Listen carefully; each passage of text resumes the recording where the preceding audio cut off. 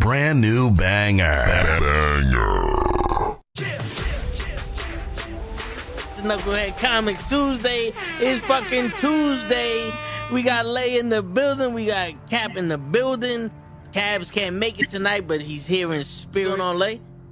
My man, just chilling, brother, chilling. What's up, Cap? How you doing? Doing pretty good. Is that? And the father goes shamefully, that's my son. And the other guy goes shamefully, Orion goes, that's my father. Choose fear and hate to run your life. Something you can't do. That was wrong with me from the beginning. I was doing it that way. I was gonna go down that path. I worried. You thought it was Grayson? Sorry. Got hurt. It's like, not him.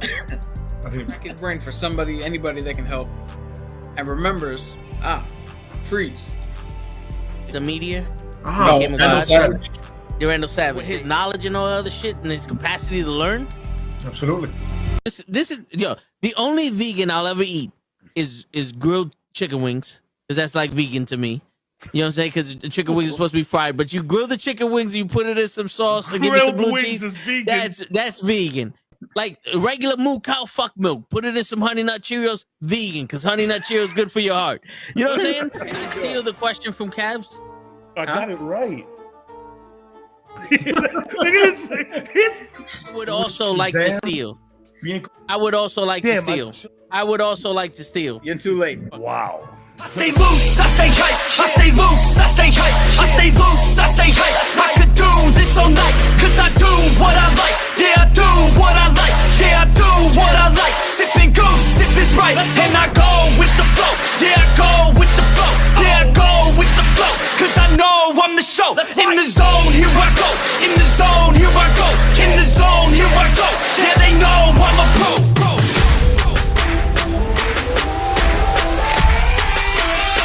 Let's go, let's go!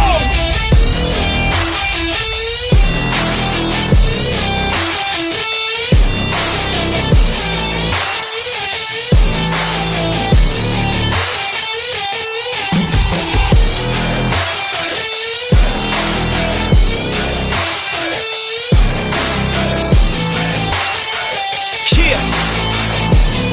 Let's go! Here I go, I get lit, I get hype for this shit! That's right.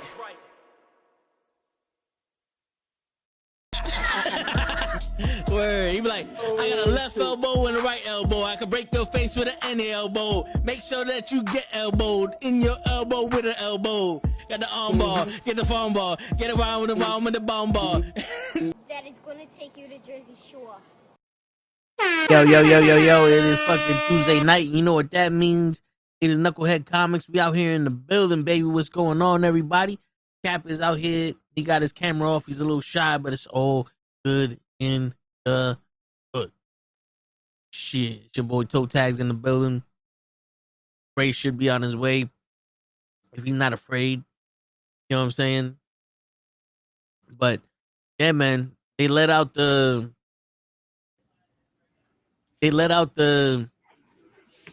releases for the Disney Plus shows, or the artwork and the days that they're supposed to be coming out. So this is what we got so far. Are you ready, Cap? Yes. All right. We got Your Friendly Neighborhood Spider-Man coming out January 25th. Animated series, by the way. Oh, that's an animated series. Okay, I thought that was a live action. But we go animated series. Yeah, I believe that's the one that's supposed to be like before Homecoming. Okay. So this is the one before Tony gives him the suit.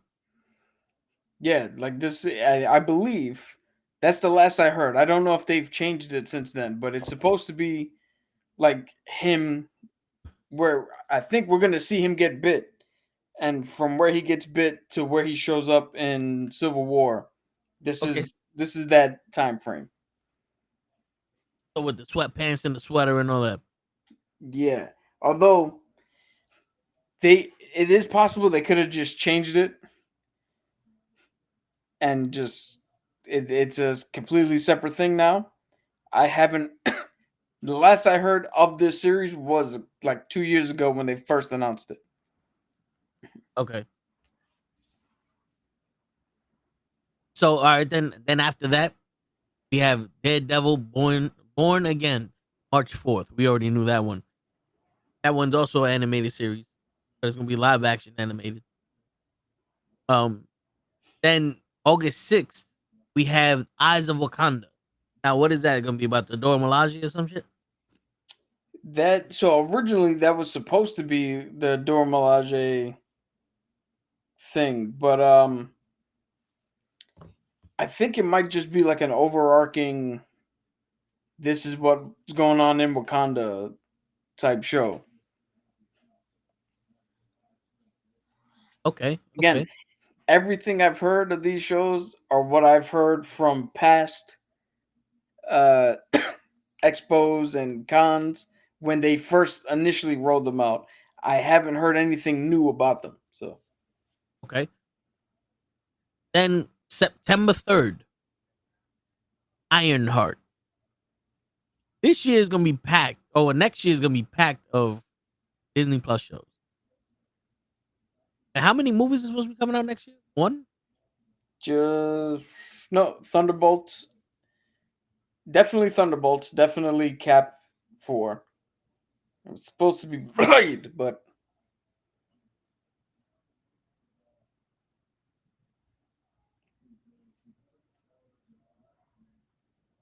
I love how you put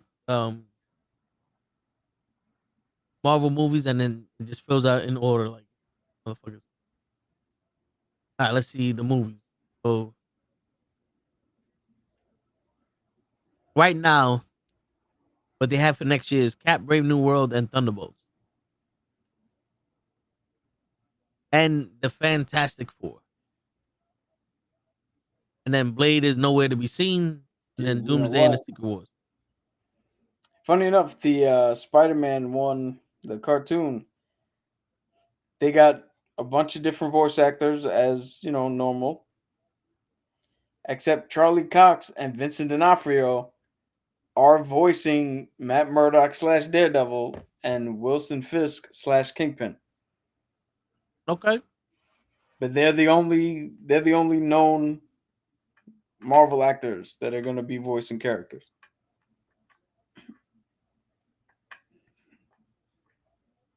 Okay. Yeah, that's what's up. Then in October, there's no actual day in October, but Marvel Zombies will be coming out. Probably around Halloween, I would say. And then in December, I wonder, man.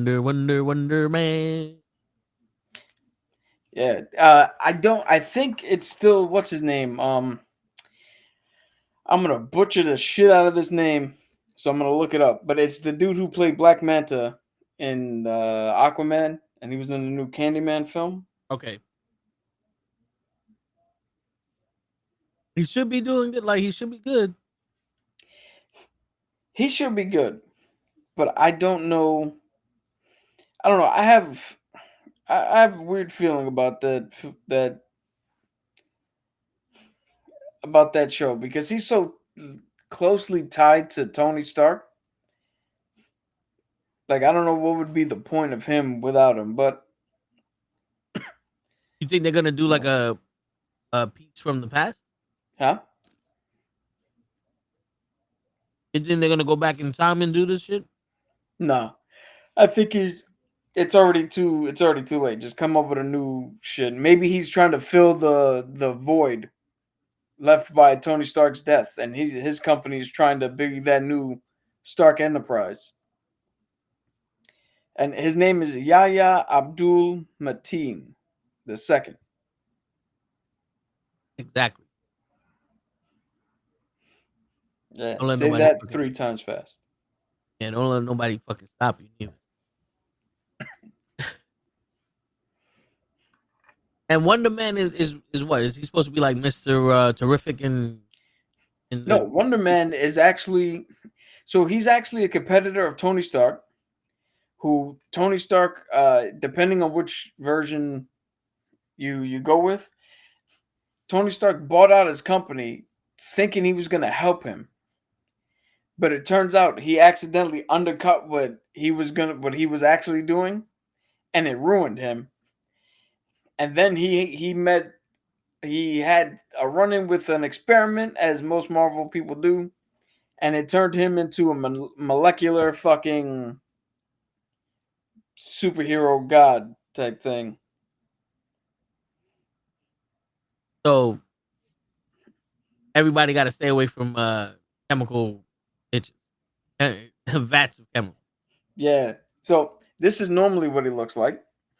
Okay. He's Wanda's first love interest. Okay. Like, this is the dude she was with before she even ran into Vision.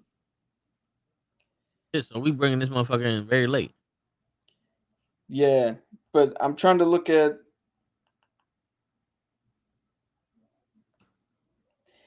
This is his more common form now, where he's pure energy.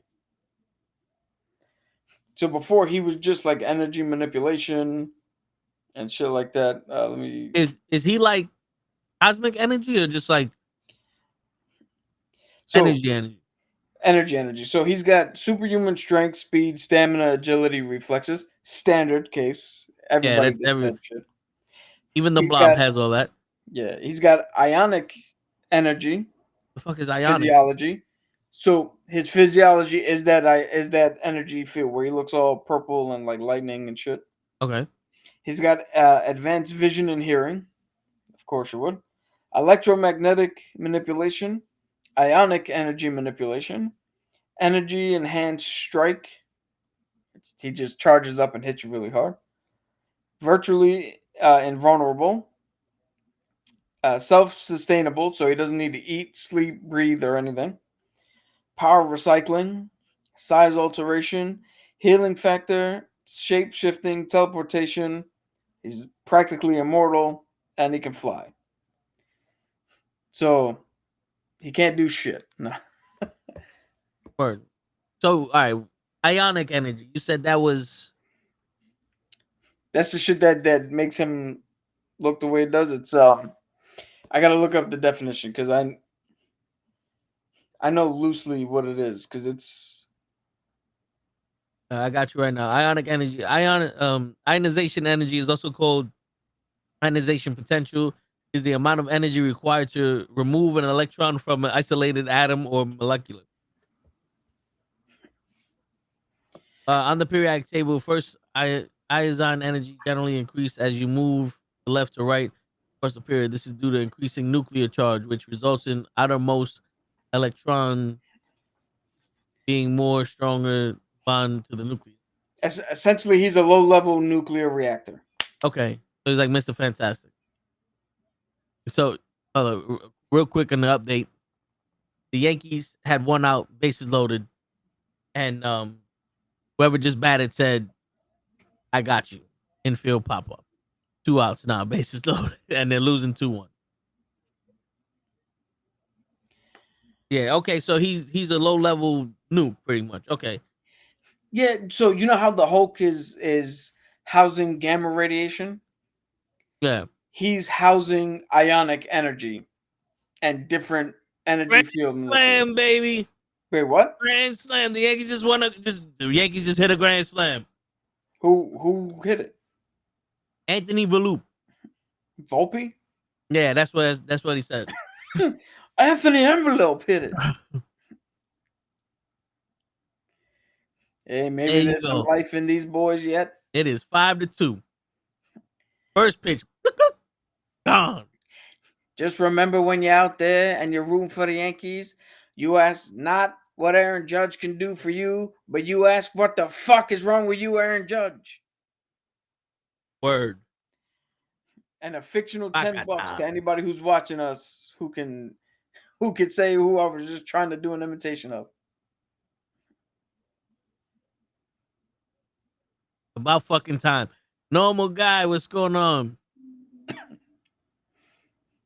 And Don Mattingly fucking hits a pop up to his left field and out. Hey, you do not besmirch the name of Don Mattingly. He actually looks like fucking Don. He has Don Mattingly's mustache. I think his name is Wells or some shit. Was that not Rizzo? Huh? Was it? Never mind. I'm Yeah. not used to this Yankee lineup, so I hear you. But hey, we're living right now. But like they say, it's all about the Benjamins, baby. Not So- how you start, it's how you finish. yeah.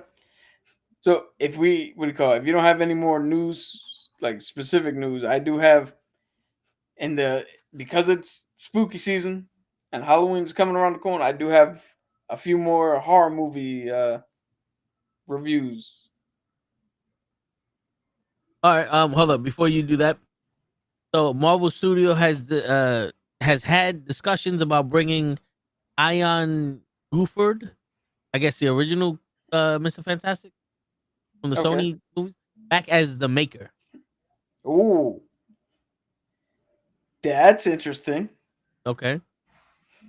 That's interesting. I like that. When a McDonald's employee yells order number 66, you have to look at the kids in front of you and say, "I will do what I must."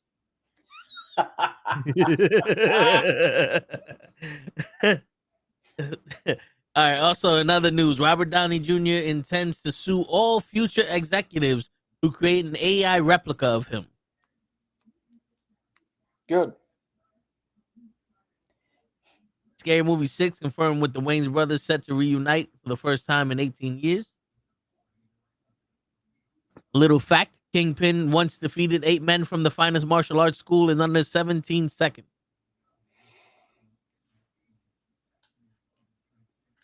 So, here goes some news for you that you might be happy with.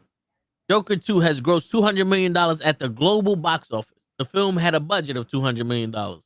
Releasing on digital platforms tomorrow. Releasing tomorrow. This shit just came out.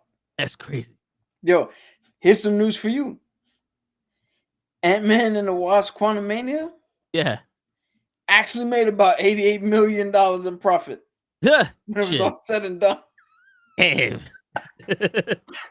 Shit. DC said, "Fuck it.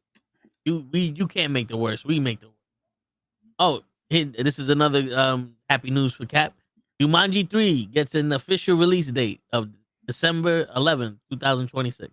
You know, that is happy news for me. Because that means The Rock keeps his ass in that fucking world and not near Marvel. You know, he was talking to Kevin Hart about the Black Adam shit, and he was saying that there was the transition of power, and there was too many people coming in and changing everything, and they had to change shit to make people happy, and then this and that and this, and he's Okay. saying that that's what caused the movie to do what it did. Rocky, Mr. Johnson, Dwayne. This is not about you. Black Adam is not the fucking power dynamics about to. Nobody gives a fuck about you. This is an overarching universe of characters. You want to come in and change the fucking game? Black Adam is a villain to a secondary superhero, my man. The fucking balls on that man. Yo, Hey, man. stick to Jumanji. Jumanji could be all yours. Holy shit. He wanted to do something for his people, He's not Egyptian. but he is close to an Egyptian. Samoan. It's on the other side of the world. Anyway, discussions are currently taking place regarding the revival of the iconic 1990 Spider-Man TV series. So, we were discussing that earlier, and they did give us an answer on that cliffhanger ending where he went into the multiverse to find MJ. We do know, thanks to X-Men 97, that he did find MJ. So they can pick up from that point. Yeah. Well, we already know Daredevil's there. They could probably bring in Heroes for Hire. That'd be dope. Power Man and Iron Fist. The one thing I want that's different for the Spider-Man is to him actually to fight. Well, I mean, we seen the animation now with X-Men 97. Yeah, Now we can get him to actually fucking fight. The one thing I want is I want another scene similar to Shocker. I will follow you to the end of the earth. What was this? When he had the black costume, the Venom costume, and he was fighting Shocker in the fucking church. Dude, I don't remember that. How do you not remember that? That's one of the, that is his fucking Nick Cage moment. That's his the rider. He's scratching at the door. Like, Yeah, but you see, I mixed the Spider-Mans up because I remember watching that Spider-Man and going, where was Carnage? Because I remember when I was a kid watching Carnage going, yo, Carnage is a bad dude. Like, yo, even Venom can't fuck with Carnage. And then I didn't see that in this shit. I don't know if they took it out or it's a different show that I'm missing. Like, I don't know what's going on. Double play, baby. There you go. Going to the bottom of the fourth. All right, but yeah, I don't know if we could play this without getting copyright stricken. send it to me. We'll figure it out.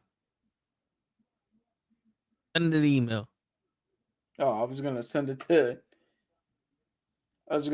to you, but all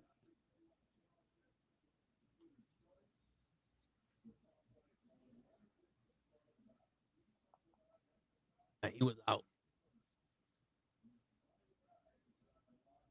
That's clear as day out. Even though the ball didn't fucking get in his glove yet, that's clear as day out. Get the fuck out of here.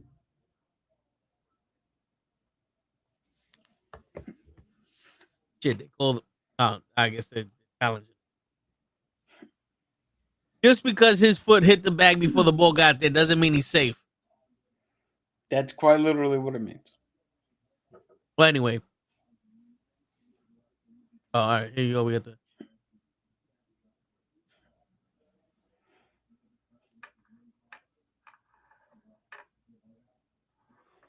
Yeah, whatever happened to fair use?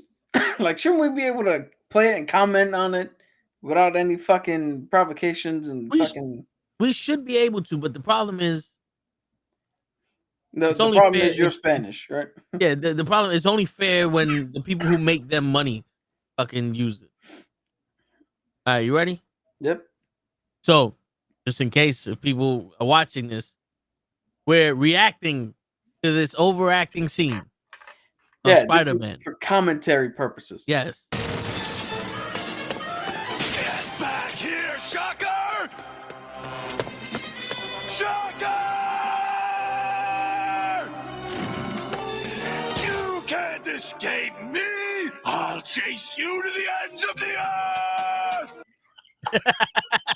Okay. How do you not remember that?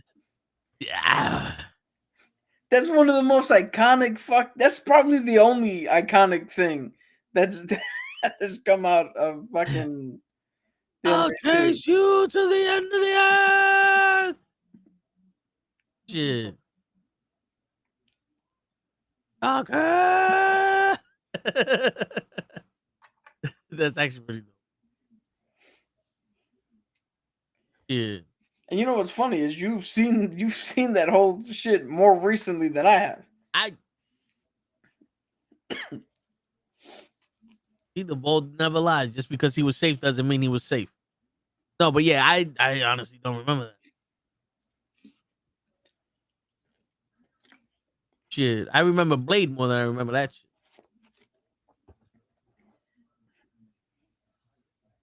All right. Well, now.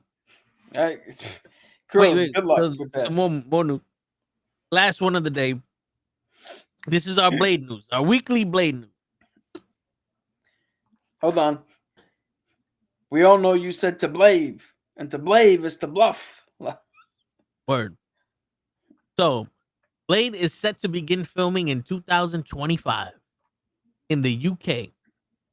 Now, here goes the reasons. Here goes some stuff to help. I'm on my way to see Venom. I want the Yankees to lose. They causing too much traffic. I hear you, but we got 4 more games for them to win before they can lose. The rest of the games are gonna be we got one more game here, and then the rest of the games are in LA. So yeah. So all right. So now, this is what's gonna save Blade.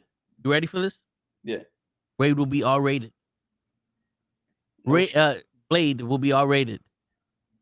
Blade will be very dark.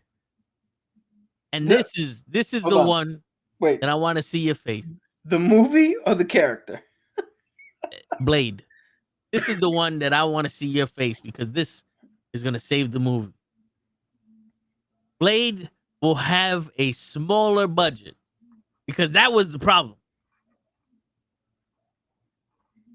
That was the problem. You can't write a script. It's because you have too much money. Yo, so okay. So I got it. They went into the Marvels and they were like, yo, look, we got Kamala Khan. She says this funny line right here. And Kevin Feige looked at that and went, that line is funny. For that, your rate just went up 10%. Yeah, it will have a smaller budget. And they're working on a new script again. They were on what? They're working on a new script. Yo, at this point, you know what they should do at this point? If you're going to cut the budget of Blade, right, and you're going to do all this other shit, at this point, just remaster Wesley Snipes' 1998 one and sneak that shit back in to the theaters. Our new Blade is the old Blade. Just play 1 and 2, and then we'll figure out where the fuck to go from there. But you know what? This is the thing. I thought you was gonna say, Time out. No. Get the fuck out of here. Who the fuck was that just showed up? I was there for like a good 5 minutes. I'm like, is he gonna do the intro? Is he gonna segue? I didn't hear no beep. I didn't see no text message saying, yo, bro, I'm on the way. All I saw was Cruz go, woo, I'm on the way to see Venom. Hey, enjoy Krills. Great fucking movie. What happened to the theme song? I was waiting. That's why I'm like, oh, he's probably gonna, and then I'm like, you didn't hear it? No. He just showed up. That's why. Oh, this shit. Nah. All right. Yo, I no longer have sounds. Fuck that. I'm not doing this shit again. No, because yesterday, we just went to default. I had to change every single one of my sounds. No way. And today it went back to default. I'm not doing that shit again. Fuck it. Oh, no. Hey, everybody, it's Ray. Everybody was Ray Fu fighting. Hold on. He does his head like Chris Lightning. Bing, bing, bing, bing, bing, bing, bing. GG wants to kick his ass. Bing, bing, bing, bing, bing, bing, bing. And Kenny wants his dog to smoke grass. Bing, bing, bing, bing, bing, bing. I don't know. Right, ready? Yeah. Go Green Ranger, go! He really wants to be the White Power Ranger. White Power Ranger. I'll remember to add the sound to the thing tomorrow. No, but you know what's crazy though? See, I said that and it was funny. That's all you need to do if you're gonna say some shit. Go Green Ranger.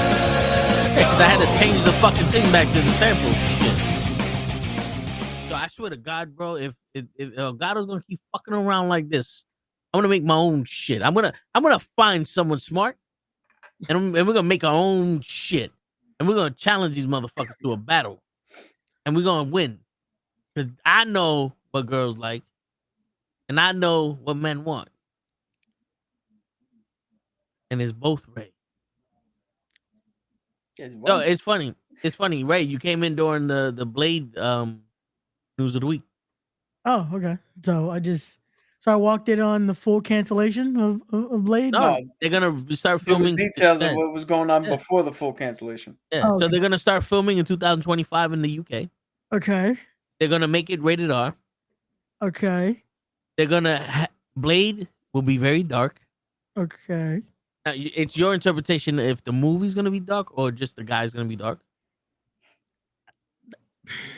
And it's also your interpretation on if dark means like the dark subject matter, or if they're just gonna take the color out of the film and it's gonna be hard to see what's going on. So this is a DC movie?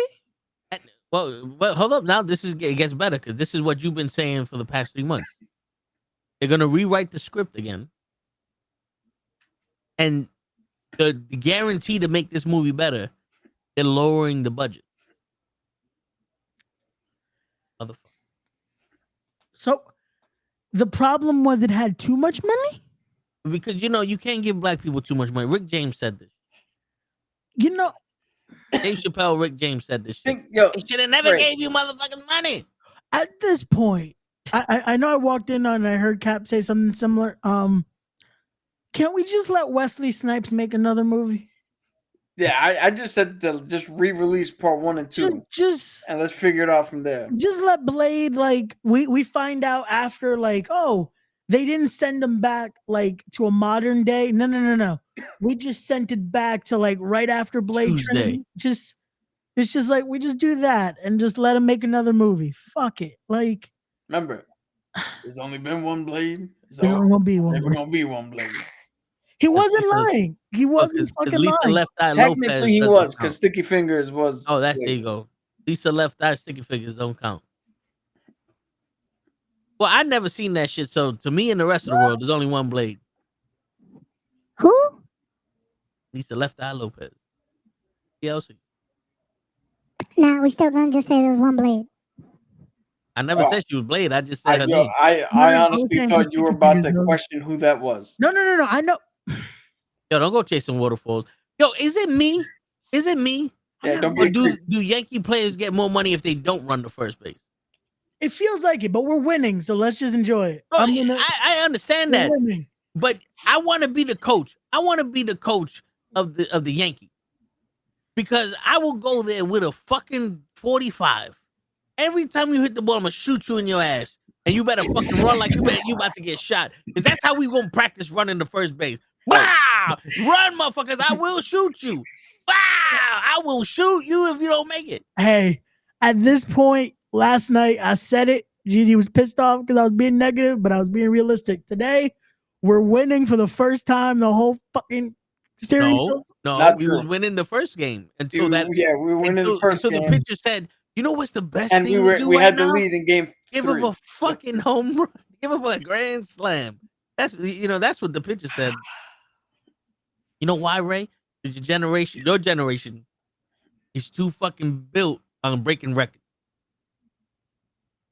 What's that got to do with the Yankees pitcher would rather give up the first ever grand slam in the World Series than win the fucking game. What up, Janelle? He's got to post it to Instagram. Motherfucker. Well, anyway, so quick recap. Spider-Man's being discussed on reviving the 1990s series, the 1990s cartoon. That makes sense because I feel like they kind of teased it in X-Men 97. Like they do a little. We finally get the confirmation that. Yeah. I'm gonna call you show. Cause you show up late and just repeat the same shit we've already said. You ain't watching. Why was I watching if I was on another podcast right now? I don't know what was discussed. I didn't even get to ask because I just came into conversation. So I'm just why? Because we black. That's fucked up, Ray. Bruh. Ray, did you see the episodes today? No. The only thing I've seen to discuss today was Venom. So that is my contribution today. Is talking about Venom. I got a couple of horror movies that I'm gonna review as well. So cool. Maybe I've possibly seen those. Hopefully. Yeah, you've definitely seen 3 of them that I'm going to talk about. I don't know. I don't think the last one because it's fairly new. Okay. Yo, so quick update. Yes. I watched the Fast and the Furious. That's the first one. Fast and the Furious is 8 or 9. The Fast and the Furious is number 1. And in that story, Dominic Toretto telling O'Connor about his father. Never once did he mention his brother checked under the hood. Oh, yeah. He did the pit stop. He went out. It was that motherfucker hit my father and it blew up. Yeah, yeah. And then I took a wrench and beat the shit out of him. And until this day, hold on, let me get this right. To this day. I'm still whooping his ass. Hold on, Vin. So Do we not both know someone who would tell a story and partway through we're like, wait a minute, what the fuck was this about? yeah. But hold on, here's the thing though. She might have written the Fast and the Furious Yeah. movies, bro. Oh shit. Well, it's 3-5. Dodgers just hit a home run. Because why not? Right? We're losing now. So anyway, so in the recap, the father has John Cena look underneath the hood. Yep. In a pit stop, Yep. and they go driving. Yep. It was to rig the car so he can lose. Yep. The guy does a normal bump. The father hits the thing, rolls over. Because of that modification, gas was leaking. He was losing fuel, so that way he would run out of gas before the shit ended. And that shit caught fire, and his father died. The guy said something to his son, to Cena, and Cena beat the shit out of him. Then Dominic Toretto grabs Cena, takes the thing, and says "run," and Dominic Toretto takes the blame for it. Yep. In jail, Diego Calderon and Daddy Yankee and Don Omar. I was gonna say Daddy Yankee in this movie. Well, teach Dominic Toretto how to figure out that they fucked with the car, and Dominic Toretto goes, "There's only one person that touched Daddy's car, and that was John Cena." Yeah. So before the Fast and the Furious, Dominic Toretto knew that his brother killed his father by accident. And then in the new movie where Cena comes back, Fast 9. that's when he realizes, oh no, Dad told you to fuck with the car, so you didn't kill Dad. Yeah. And then the mom shows up. And the mom looks like the only Puerto Rican. So now this is the thing. We have a Mexican father, a Brazilian sister, an Italian son, a white boy, and a Puerto Rican mother. This is a full-blooded family. These kids came out of her and were donated by his sperm. What happened here? I mean, look at us. No, but this is the difference. You look like mom. I look like dad. He don't look like neither of them. None of these people look like the mother or father. He just wanted to. And where did the blue eyes come from? No, John Cena had blue eyes from a Mexican and a fucking Puerto Rican that gave birth to a fucking Colombian from Brazil. That's half Dominican. They just wanted to use Rita Moreno, man. Like that made no sense. It's like, hey, you know what? I'm not gonna fault her. Let her get a payday and be in a movie, you know, in today's day and age. I'm not gonna fault her for being in the movie. It's a legend, man. Like Helen Mirren. She's done her job. Let her have fun and be in these stupid ass movies. Yeah. I'm mad at the motherfucker who thinks this is Shakespeare. Word. Well, the good news is It's more like Shake Shack. word. The good news is we never see MJ. We never see the body. So there's no proof that MJ died in the Spider-Man Far From Home. What? What? What? She didn't die. She was clearly in the coffee house. Yeah. He just yeah. That's what I'm saying. Good news for that. But they never said she was gonna. But there was no body, no crime. But there was a body. We saw her. Oh, she was living. Did you see a dead body? But but you didn't say it was a dead body. You just said a body. There was a body there. When she died, did you see a body? But she didn't die yet. There you go. Objection. Keep up. This is a very like just First trying to do a base. Jedi mind trick here, and it's not working. But we're First base, Ray. First base. Were you trying to make that a half-hearted like connection to Letty? No, I feel like if he you was is asking trying- for $30 million, would you be in a building like that? No, let's go tell him. All right. But I'm just saying. I don't have to worry about her. She's Still alive. I don't know why you're fighting me on this go. I didn't see her die. You didn't see her die, so she's still alive. What you fighting me for? She almost died, technically. She was falling Almost. off the building. We didn't see her body. All right. Ray, one of us has got to get into. I don't know how we segue away from this. Like now we're just stuck. We're no segue. You Just make heartbreak. One of us you kick in. make it sexy. All right.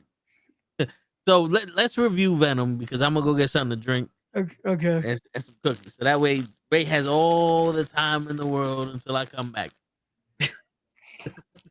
Yeah, that is how disinterested you're in this movie. No, that's how thirsty I am. Okay. But I will be back. I will survive. No problem. So Venom: The Last Dance. They did not shy away from making you know this is the last fucking movie. For now. Like from the get-go, they start playing the themes of separation from, hey, we got to do this at least once. Hey, we have like almost saying like, hey, one of us is going to die. Like instantly. Also, fair warning, spoiler review for anyone that has not watched it. So Krills, if you're still in the chat, get the hell out of the chat right now. Krills, get to the theater. So we get to the scene that we see at the end of, was it Far From Home? Yes, from Far From Home, the connection. We get the actual conversation, the bar scene. Wasn't it No Way Home? Was it Nowhere Home or Far From Home? I thought it was No Way Home. But from the Spider-Man movie that we saw the end credit scene, I cannot remember which one it was. Where we get the bar scene of then the him going back because of the spell. So we now get the full conversation where the bartender is telling him about Thanos. He's explaining Thanos, and Eddie's just like, I know aliens. Aliens don't care about rings. He's like, the guy basically telling him, hey, I lost my family for 5 years. And Eddie just like, yeah, that doesn't, before anything could happen, he gets sucked into a vortex, comes back. It is the same bartender now with longer hair. So now we're in a different universe. Now we're back to where we need to be. But now Venom is wanting a drink. So they go behind the bar, and that's where we lose a little bit of the symbiote. That's where a little bit of that just is stuck there. And fast forward, makes the drink, leaves, but now we know he's being chased by the you could say the CIA in a sense, because we start seeing a camera spying on him. He leaves. They're now on the run, fugitives because of the murder from part 2. And they're trying to flee now because now they know they are truly on the run from whatever is trying to get to them. And now the CIA. And now the title Venom on the Run makes sense. Now that's yep, they're on the run. We continue here, but Venom's on the run. So somehow they're just in chanclas though. So this is going to be a long walk to New York because they're going to try to go to New York to get a judge to clear their name. On the way, they somehow hear voices. They get to that. This is where we get the scene from the trailer of them trying to say, we are Venom, trying to kill just 3 random, just Mexicans that were doing dogfights. Hold on. Yes. He just killed Mexicans doing dogfights? They weren't drug dealers or anything else? Anything else but doing dogfights. This is how they I guess we couldn't have the budget to say they were doing anything else. So dogfights it is. So Michael Vick, watch out. Wait. So Venom said, let's get a judge to clear our name. No, and this is Eddie's Venom is not saying any plans. He's just like ready to go to New York City because he almost steals the line from Rush Hour. He really wants to go see the Empire State Building.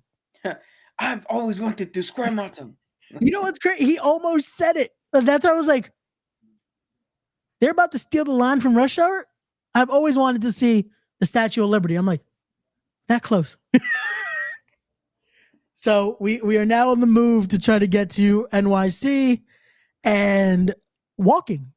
Also, because of the fight with the dog fighters, drug dealers, whatever you want to call them, they have no shoes now. So they're doing this on foot, going on a Wait, long they had jog. chancletas He had chanclas.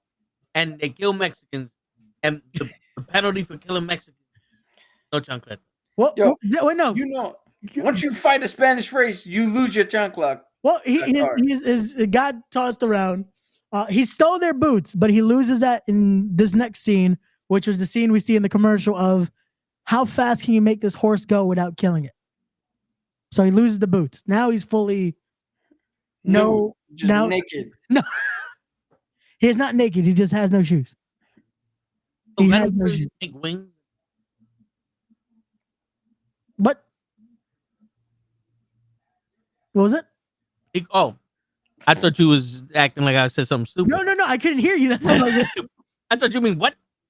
I was like, oh, it's hard to believe what I just said. No, I just couldn't hear you. That's why I'm like, wait, what? I was about to say, this is why I didn't want to watch the movie because I thought I said something reasonable. No, I couldn't hear you. I was like, Venom just couldn't make wings from his symbiote and fly? So now we get to, which I skipped the part. Thank you said that, because I skipped the part before we get to the horse.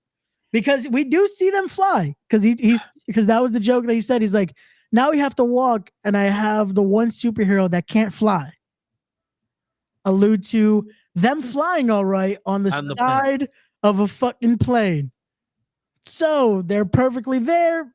Everyone's enjoying. They're now talking about the altitude when the huge fucking creature appears, and I can't remember the fucking name right now of it. My apologies.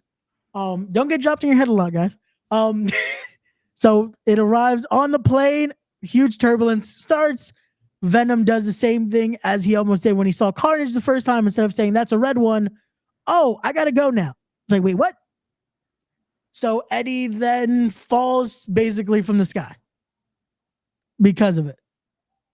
And that following Venom having to explain that is a creature from his home planet, and it's looking to get him because of the cortex that they have because of Eddie dying.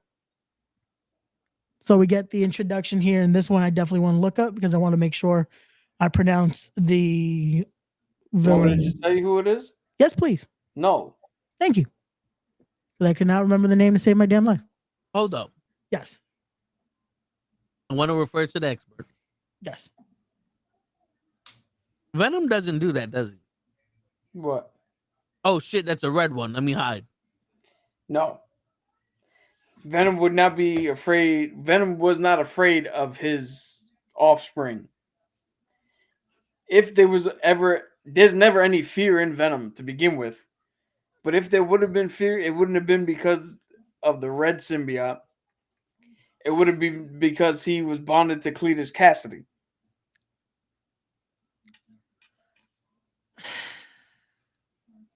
The line, oh shit, it's a red one, was said, unfortunately, in the second one.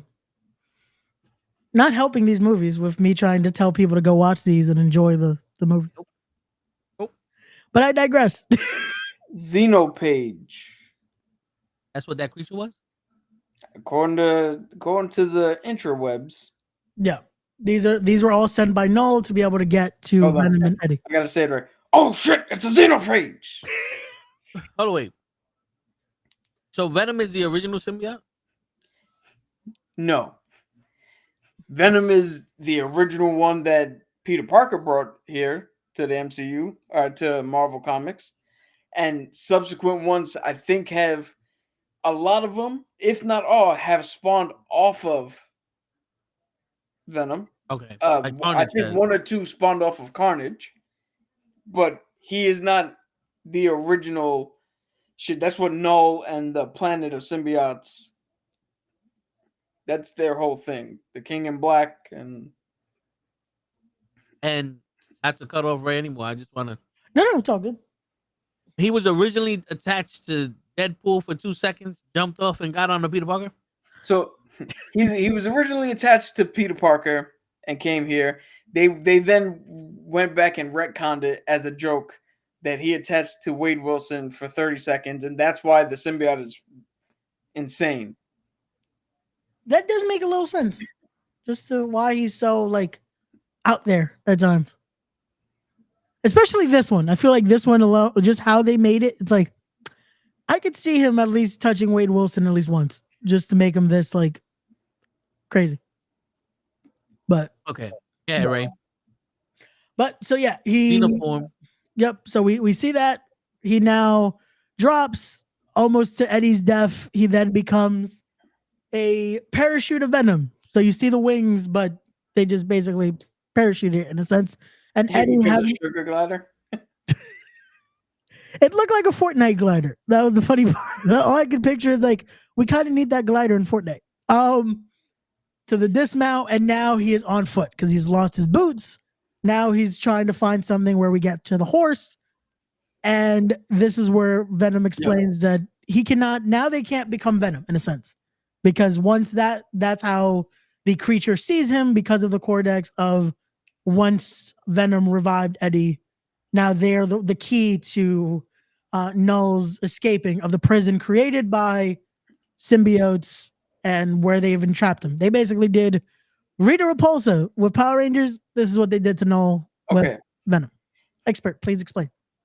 No, that's not a thing in the comics. I'm just gonna say somebody made up some bullshit. That sounds like you're sitting in a room. It's like, why is Null chasing Eddie and Venom?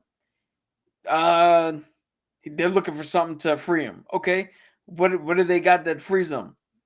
A codex. Cool. Codex sounds like that's the code to unlock his cage. Cool. How'd they get the codex?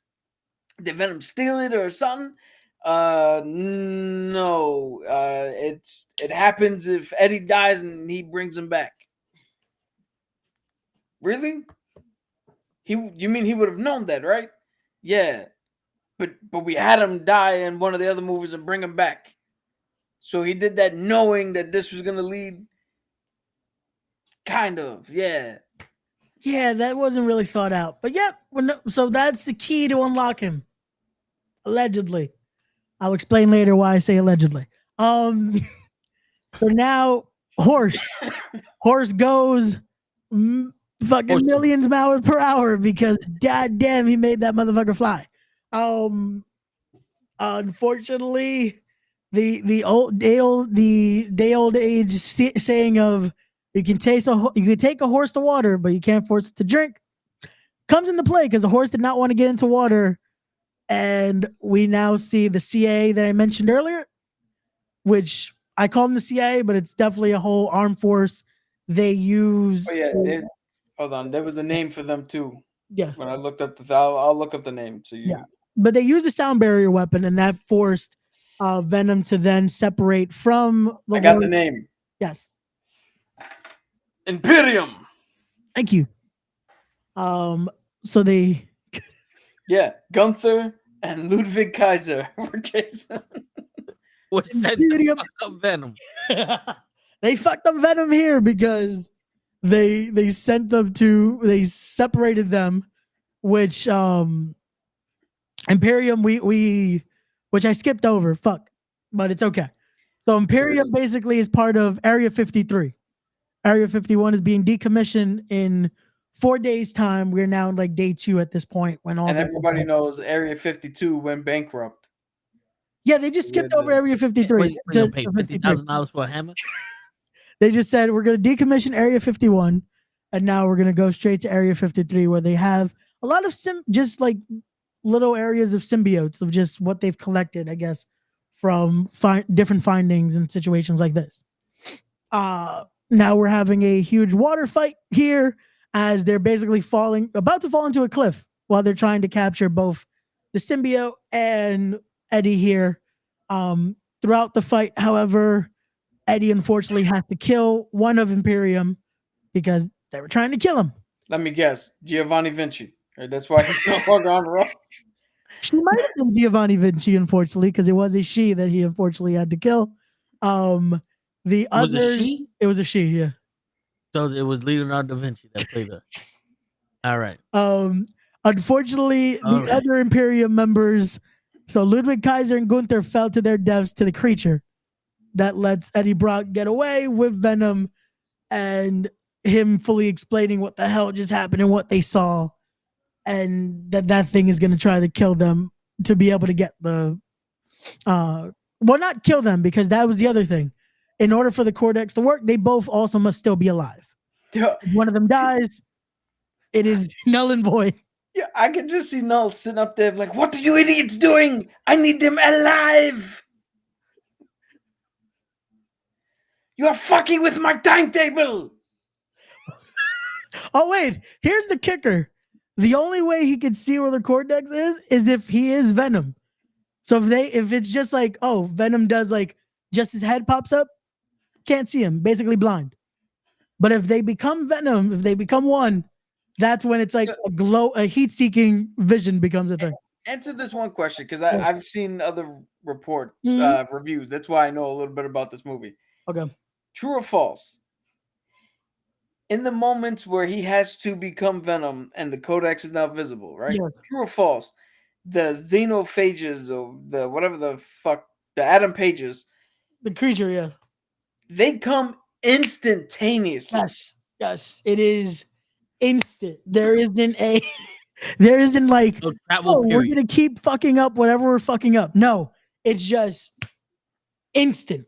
Like, Dude, folks, I want you to ponder this as homework assignment. And I know homework sucks, but deal with it. How would something show up to you instantaneously if I can't tell where you are until you activate something? the minute It's If a I xeno. go there instantaneously, that means I knew where the fuck you were. it just knew when to start chasing, like instantly. Like, yeah, just. So they take him to, again, now after that, again, going back to Area 53, the leader of Imperium now tells both scientists that have been, again, testing and looking at different studies of these symbiotes here. Did they ever explain what they were doing with the symbiotes? So they were trying to test, That's Shave what it. they were doing. they were not jacking it off. Lesson for life, Savage Squad. What's going on? What's going on? To the point that one actually did merge. Like they had one test subject with a full symbiote already inside of it. It was, hold on one second, because I have the cast list here. God damn it. I just had it. Was it the dead detective from the second one? Yes. But I'm trying to remember the name of the actual symbiote. I think that was him. So whichever the green one I believe was, it's Toxin. yeah.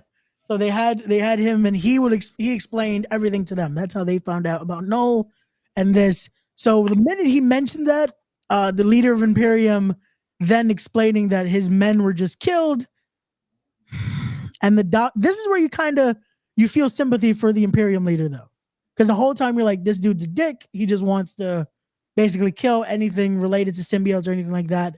And this is the one time you kind of feel sympathy, because he basically tells them, hey, my men just died out there because of this thing and Venom. Oh, but did you capture a sample? One of the doctors said. It's like, they just died. What? Yeah. Hold on. I have a deeper question for you. Yeah.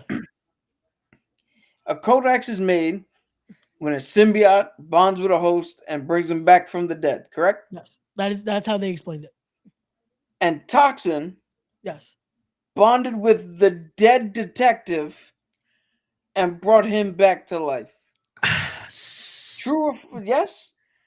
Or did they bullshit that? They brought him back to life and then bonded him with it. So he was basically dying, but they made sure he was still alive. Okay, so yeah, he never died. No, yeah, he never officially died. Okay. So but again, it's I'm with you, because I'm like, technically, wouldn't he have the code?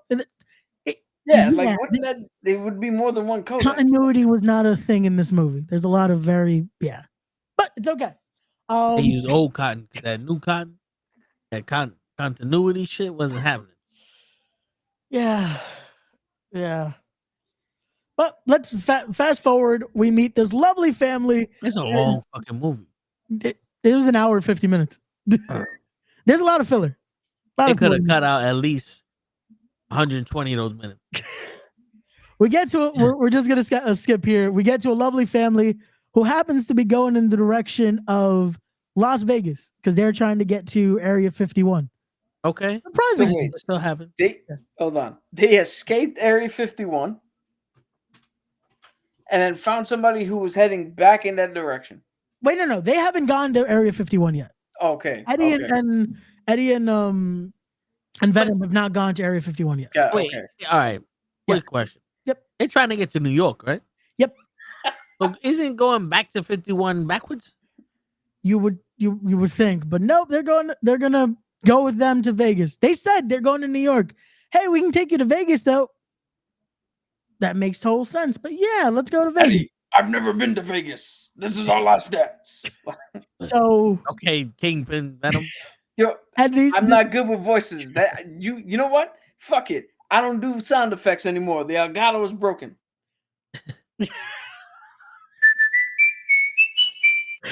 So this whole family though is basically they're believers of aliens. So they want to go to Area 51 to see aliens, do all that. Eddie creates a nice bond with them. Basically has to say that yeah, he's a believer of aliens. And has a nice moment with the kid in the van. See it if you want. It is what it is. We get to Vegas. They're trying to find a way to make some money because all they have is $20. That's not going to take them to New York. While they're trying to find it, they try to go to a casino to try to play blackjack because allegedly Venom can make money. He knows how to play. He's going to do something to make some money.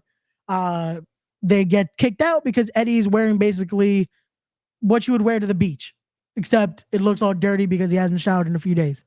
The bouncer kicks him out. He knocks him the fuck out. He then walks away, sees a drunk guy peeing in a suit, knocks him out as well. I saw that in a commercial. Yeah, that's the commercial gives it away. Okay. He now goes into the casino with said suit, all that, loses those $20 in 2 seconds. Venom did not know. $20 that was given by the family. He lost it in 2 seconds playing slots. Venom did not know how to play slots. So Venom then proceeds to have Eddie kick the slot machine, break his foot, and he says, we should have played that one because someone's winning the jackpot. They look, oh, it's Mrs. Cute. So the lady from the second one, the convenience store owner, she's there. She's been scoring big allegedly this whole time. So this is where we get that one last dance because now they go to her penthouse suite because they've given her a penthouse suite because of everything she's won apparently in that casino. And she says, can we have at least one last dance before you guys go? Because again, they're on the run. They can't be too much anywhere. Yeah. And Eddie says that's not a good idea because there shouldn't be Venom. Hey, just one last dance. So they dance to multiple, it looked like a very choreographed dance. This is the one time we get the dance in the movie. Okay. This was that one last dance. We're gonna dance tonight and run away. Because of said dance, we now get the creature showing up, but at the same time, we also get Imperium showing up, and they were able to take away Eddie and Venom in both separate containment units. Venom is then taken to a part of Area 53 where they had the others, and then Eddie is just locked in the same type of cell that they had Toxin in. Of Eddie then trying to connect to Venom, saying what is going on. This is where he notices, oh wait, where is he? He doesn't hear him anymore. Toxin then explains that they have to get out of here immediately because of Null and everything like that. The creature's not going to stop till they get them because of the cortex. Imperium's leader comes saying that's it. He's going to kill him because he's now been approved for kill him all. Kill him. Okay. It was finally approved by another power that we've not been told who that person is. Let me guess. He came in and was like, you've all been null and void. That would have been funny, but no. So when he tries to do that, and Toxin somehow at this point was able to get out of his containment unit, and when they're trying to get him, one of the scientists who earlier felt sympathy for Venom because it noticed that out of all the symbiotes, it was the only one trying to fight back. So Venom was trying to get back to Eddie. Out of all of them, the other ones were just like almost looking molecular and just moving around like lava lamps. This was the only one that was trying to escape. She took it with herself, and it bonded with her. So she was Venom for 2 seconds. So the Kodaks came again. No, Oh. it connected with Eddie. It became Venom, and then Beast showed up. So they ran the hell out of The it. same one or a different one? This is still just Venom. This is still the main Venom. No. I'm saying the Beast that showed up. No, Is it yeah, the this is same same one Beast. on the plane? Same all Beast right. so far. This is Disappeared. still the one Beast. We get to multiple Beasts in 2 minutes because now we get to the huge. We're now at Area 53. They're trying to run away from this thing. But now, because it knows exactly where it is, multiple of these beasts start to appear because they were able to semi-control this one. And because of that, they start to get the idea of use all of the symbiotes. So this is, I think they showed, some scenes showed few of the different Venoms. So it basically got the whole Venom army here. So they had Blue Beetle as Venom. It had Octopus as Venom. No. This is the final dance. All the Sony movies. No. You just got different variations of Venom. So volcano Venom or lava, which just different versions of Venom. Lava Venom? Yes.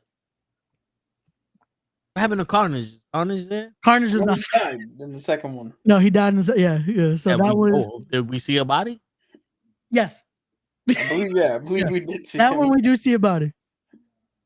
So, but because of these things, somehow are indestructible because they just keep coming back and regenerating in a sense.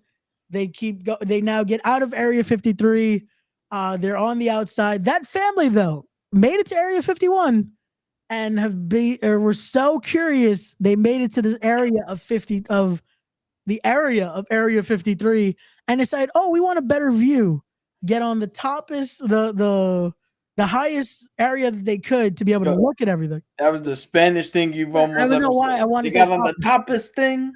Yo, but you know something that makes sense for this movie. Thank you. The toppest. The toppest, the highest point of a fucking structure that they could. And what do you think is gonna happen to the highest structure? That shit's going down any second. Yep. It's going to fall. Yeah, but that's where they get to. That's where, unfortunately, Eddie, to be able to save them, shows his Venom side. Him going up, having to explain to the little kid, "Hey, this was the best friend I told you about. He enjoyed the chocolate because the little kid gave him a chocolate earlier in the movie." He gets them down with the other Venoms, and again, now they hightail it to get the fuck out of there because they're about to die if this creature gets to them. Lava Venom was the first one to go immediately because I guess from what I've heard from other reviews, possibly the highest one to be able to animate for some reason.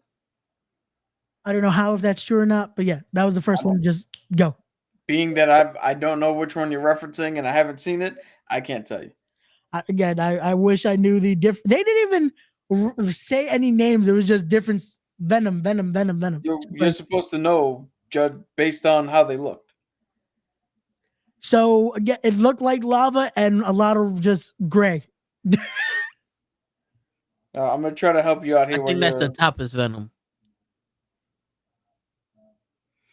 Hold on. Yeah, that's toppest Venom. You keep talking. I'll look it up. Thank you, because yeah, this was the only one I did not see was Scream Venom that my cousin was hoping was going to be in it. Was not in this movie. What about Anti Venom? The white one with the black. Nope. I don't know. Nope. There was one that kind of resembled it, but I don't think was the actual. It wasn't the actual one though, or I guess because they haven't had. Yeah.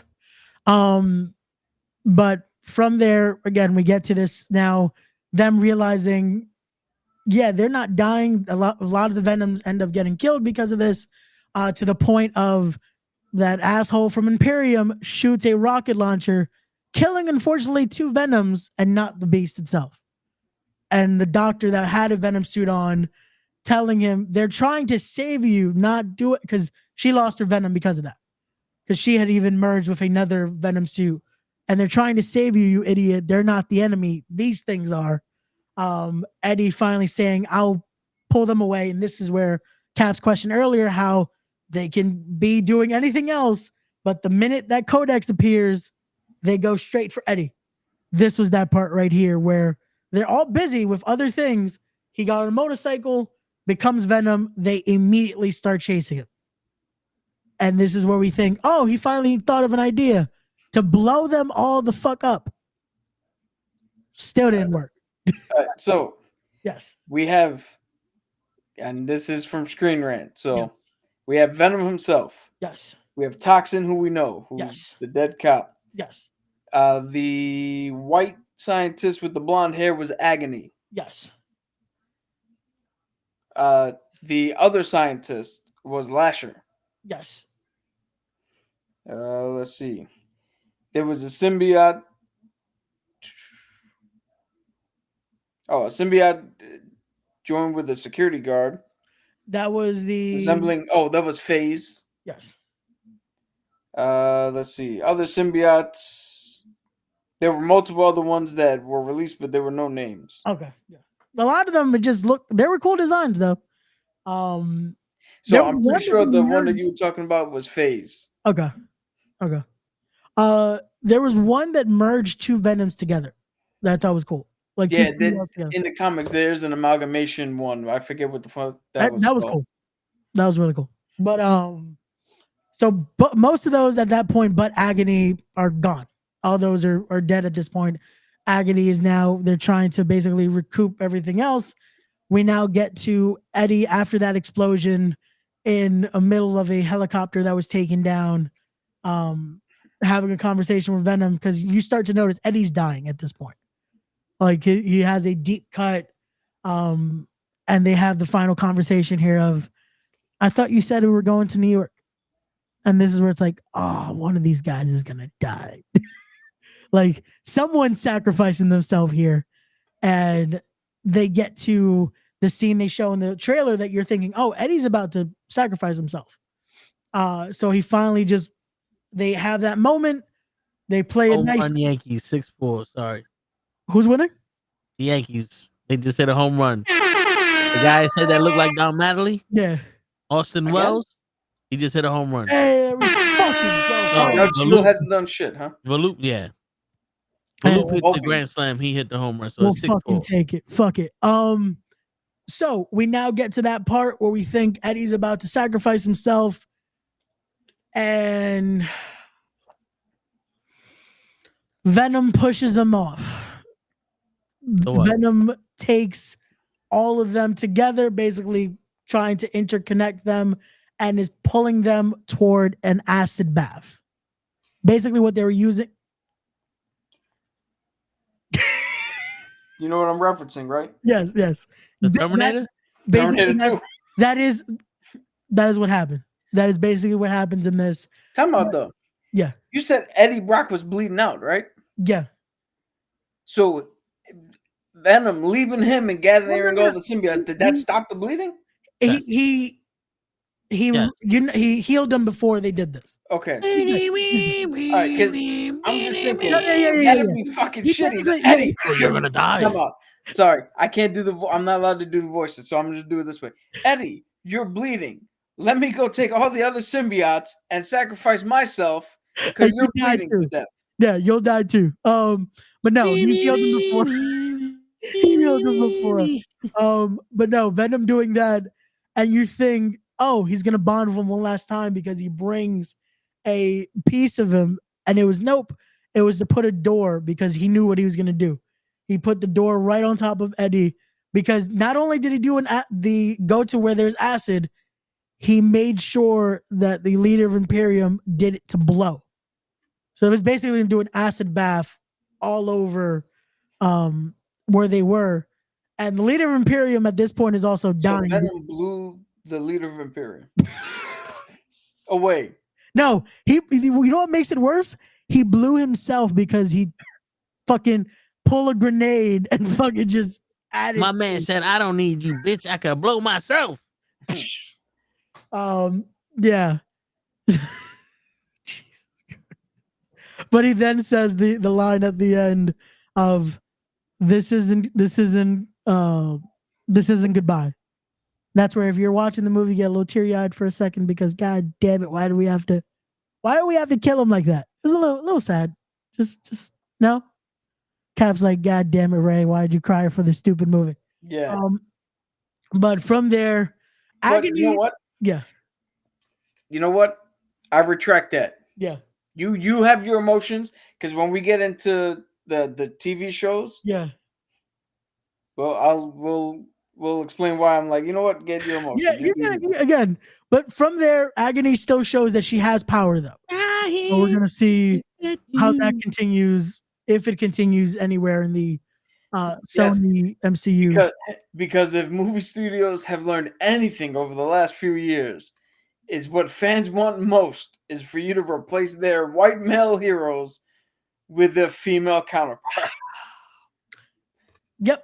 But as we continue there, we get to the scene that we talked about on the Toe in the Show with Ray and Gigi this weekend, where they played the Maroon 5 song of Memories, and that shit made me tear up even more because we finally made it to New York, and Eddie made it to the Statue of Liberty. That's all Venom wanted to see. I used to like Maroon 5. Yeah. I don't know what the song Memories is. Yeah. Every single time I've heard somebody say they played Maroon 5 Memories, for some reason, in my head, I just hear, I'm at a payphone trying to call. Wrong. But no, the reason why it hit me, and I didn't want to spoil it on Saturday, is because they start doing like a little montage of all the movies, and then we get to Eddie telling Venom, "I'll never forget you, buddy," and then end till mid-credit scene. Somehow, I guess Null's still gonna be able to escape. So fine, I'll do it myself. he basically should have said it, but it is what it is. And then we get an end credit scene where the bartender from earlier in the movie is running out of a abandoned Area 53 and 1, just trying to find some form of life. And then we zoom in to a cockroach that then gets taken over by a symbiote. Whose symbiote, you ask? Venom. And that's it. So there was still a How do we know it's Venom? Because it was Did we see the body? as they say actually this was a line in the movie. The black one. There's a line in the movie that they say they're looking for the black one. I can't condone this shit. I didn't say it. You're going through something. In the movie. You're going through something. I gotta They take it. said it in the movie. So that makes it right for you to repeat it? Toxin even says it has to be the black one. Yo, And Ray. someone in my theater even said, "Hey, yo." So now we know when they say the N-word in a rap song, you fully saying it out in the street because it's part of the song. Yeah, they say it in the song. Like trash. You know what's funny? When I that just made me think of Wedding Crashers. Yeah. Call me kitty cat. White trash. And then he says it to Will. Yeah. He's like, overall, though, with this is why I said, as a movie, pretty good. As a Marvel-esque, hold up, Sony bullshit. What part of this movie was pretty good? Hey, he shed tears. I shed tears, man. All right. I will be right back. Toe just said, I never trust Ray's opinion on a movie ever again. Nope. I love how they both left me too. Well, ladies and gentlemen, I'm here. I'm about to blow my nose. I don't want to do that on camera. At this point, I will now remind everyone we are back tomorrow with Knucklehead Sports, as I guess we'll finally be able to discuss the Yankees pulling off the unthinkable, and we finally win one, hopefully. Tomorrow. Wait, why are you giving we're not done yet? No, I'm giving them because it's like a commercial break, so I'm reminding them the rest of the week. Oh, you normally only ever do that Usually, yeah, but it's like if we have like dead air, I'd rather just do it to not like have dead air. Nah, this is Halloween, man. We gotta kill it. We like Dead Air. A lesser known sequel to Con Air. But Thursday for Halloween, we will be back with Wrestling with Knuckleheads as we'll be giving our predictions. Will you be wearing a costume? I will. Can I guess who it is? Yes. All right. Will it be a wrestler? No. It's from pop culture? Yes. Comics or just general pop culture? General pop culture. Chucky. Oh shit, am I right? Yeah. You know why Chucky? What? Your red hair. That also, I bought Luna a Chucky little costume for her. Oh, yeah. That's gonna be fucking sweet. So yeah, I'm wearing Chucky on Thursday. And then Friday. Hi, I'm Chucky. Then Friday we're back with the Toe in the Show with Ray and Gigi as we'll discuss something. I'm not sure what we're discussing yet, but yeah, that's our week, folks. Hey, All Saints Day.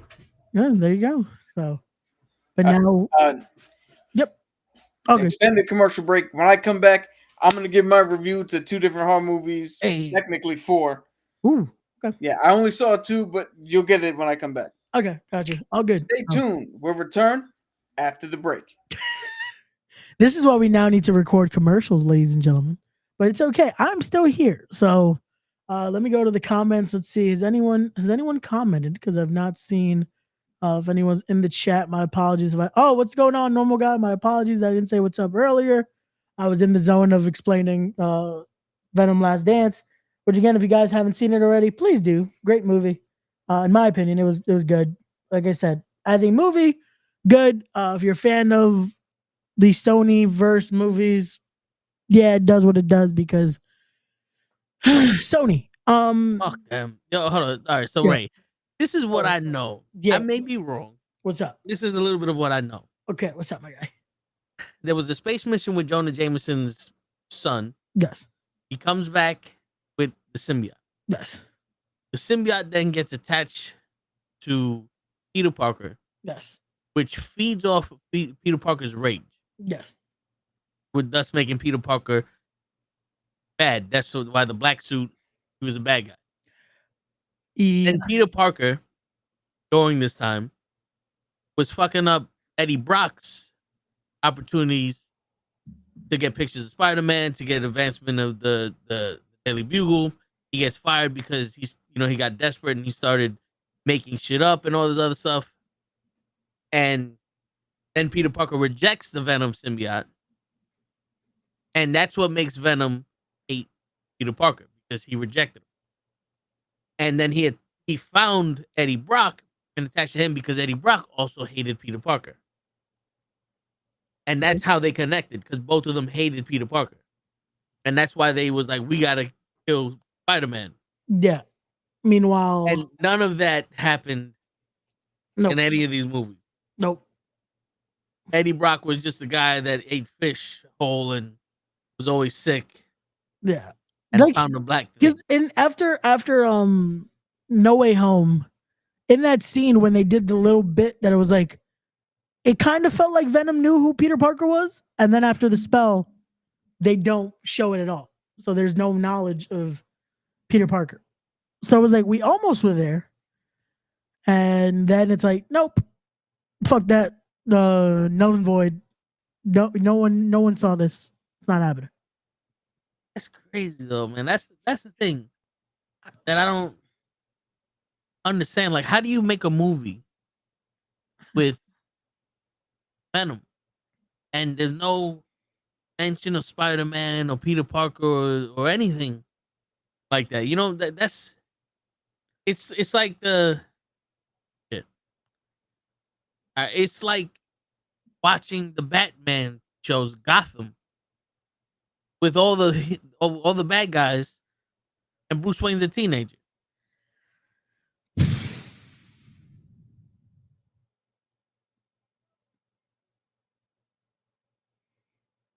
Again, I don't know what they were thinking with that, but yeah. Yeah, I mean, I guess it was one of those things of let's not connect it just in case we're never able to connect it, I guess. yeah, but I get it, but that's what bothered me. So, in all actuality, right, Yeah. I saw all the way up to the part where I think Eddie Brock found the lab, Okay. and then this woman was talking about the symbiote. She said something about symbiote, And that was it. and I was like, turn this shit the fuck off. And that was in the first one. First Right? one, Yeah. yeah. And then So the minute Krill's, they said symbiotes. I was like, nah, fuck this. Krill's kept watching it on his own, but I left. Yeah. So that's my extent of the entire Venom. series. Yeah. Yeah, I and then the they first were bringing one I out don't really remember Carnage. seeing. That's They were what. bringing out Carnage. Yeah. And I was like, I might see the second one. Yeah. And then I saw in the commercial, oh no, that's a red one. I was like, okay, I do not want to watch this shit either. Yeah. And then they announced the third one, and I said, yeah, that's enough reason to not watch it. Just the fact that they announced it. I was Yeah. like, The fact that it's happening. Yeah. Let's not. Yeah. Let's not do it. And again, it's one of those situations where he did that it's like, oh no, I gotta hide now. It's like, wait, what? Why Yeah. is Venom acting like a bitch? Yeah. Who did this? But let's go to the residential expert here. My knowledge of Venom was that he was brought by a space mission, J. Jonah Jameson's son, and he attached it to Peter Parker. Peter Parker was full of rage at the moment. Him and Eddie Brock were like in competition. Eddie Brock made false claims and got fired from the Daily Bugle. Eddie Brock hated Peter Parker for it. Peter Parker rejected Venom. Venom found Eddie Brock. They both hated Peter Parker because they ruined each other's lives or some shit. They bonded over that shit and they wanted to kill Spider-Man because of it. Is that the gist of what happened with Venom? That is what happened in the cartoon. All right.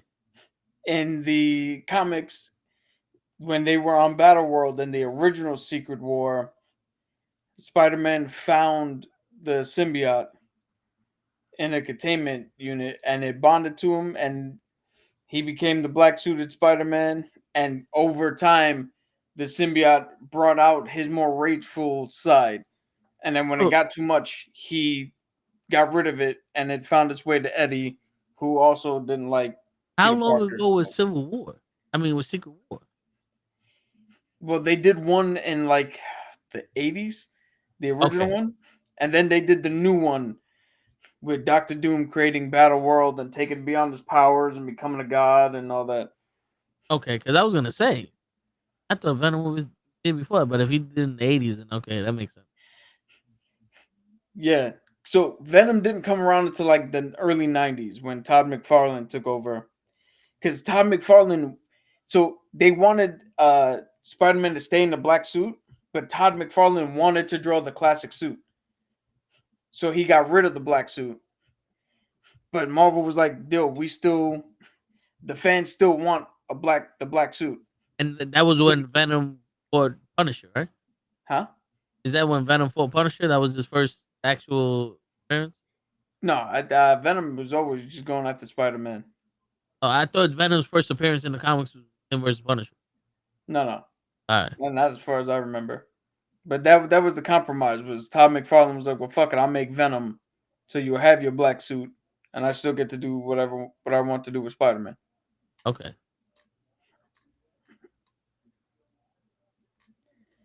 Okay. All right. So, I mean, so there you go. Let's do these reviews quick because All right, rapid fire. So I saw Maxine. Maxine closes out the X trilogy from Ty West. For anybody who don't know, X is a really good subversive slasher film that deals with it. It's deeper than what it looks like, because what it looks like, it's just a bunch of people who want to make a porn get trapped at a house and the old lady fucking murders them all. But it's actually deeper than that, because there's actually themes of dealing with youth and aging and sensuality and all that shit. It's really deep if you look past the veneer of tits and shit. Yeah. Then we And the go. scariest scene I've ever seen in a horror movie ever. Which one was that? Having to watch old people have sex. That's the scariest thing to you. It's a Wasn't to me, and I'm me. it was just a joke. Like, yeah. Then we move on to Pearl. Yes. Pearl is not so much a horror movie, but it is a fucking character study on how somebody can lose their mind in an illusion. Yep. As they come to the reality that they are never going to escape what their station in life is. Yeah, what they're And Pearl is a powerhouse performance by Mia Goth. That's one of the rare movies that I can watch for the acting performance alone. Yeah.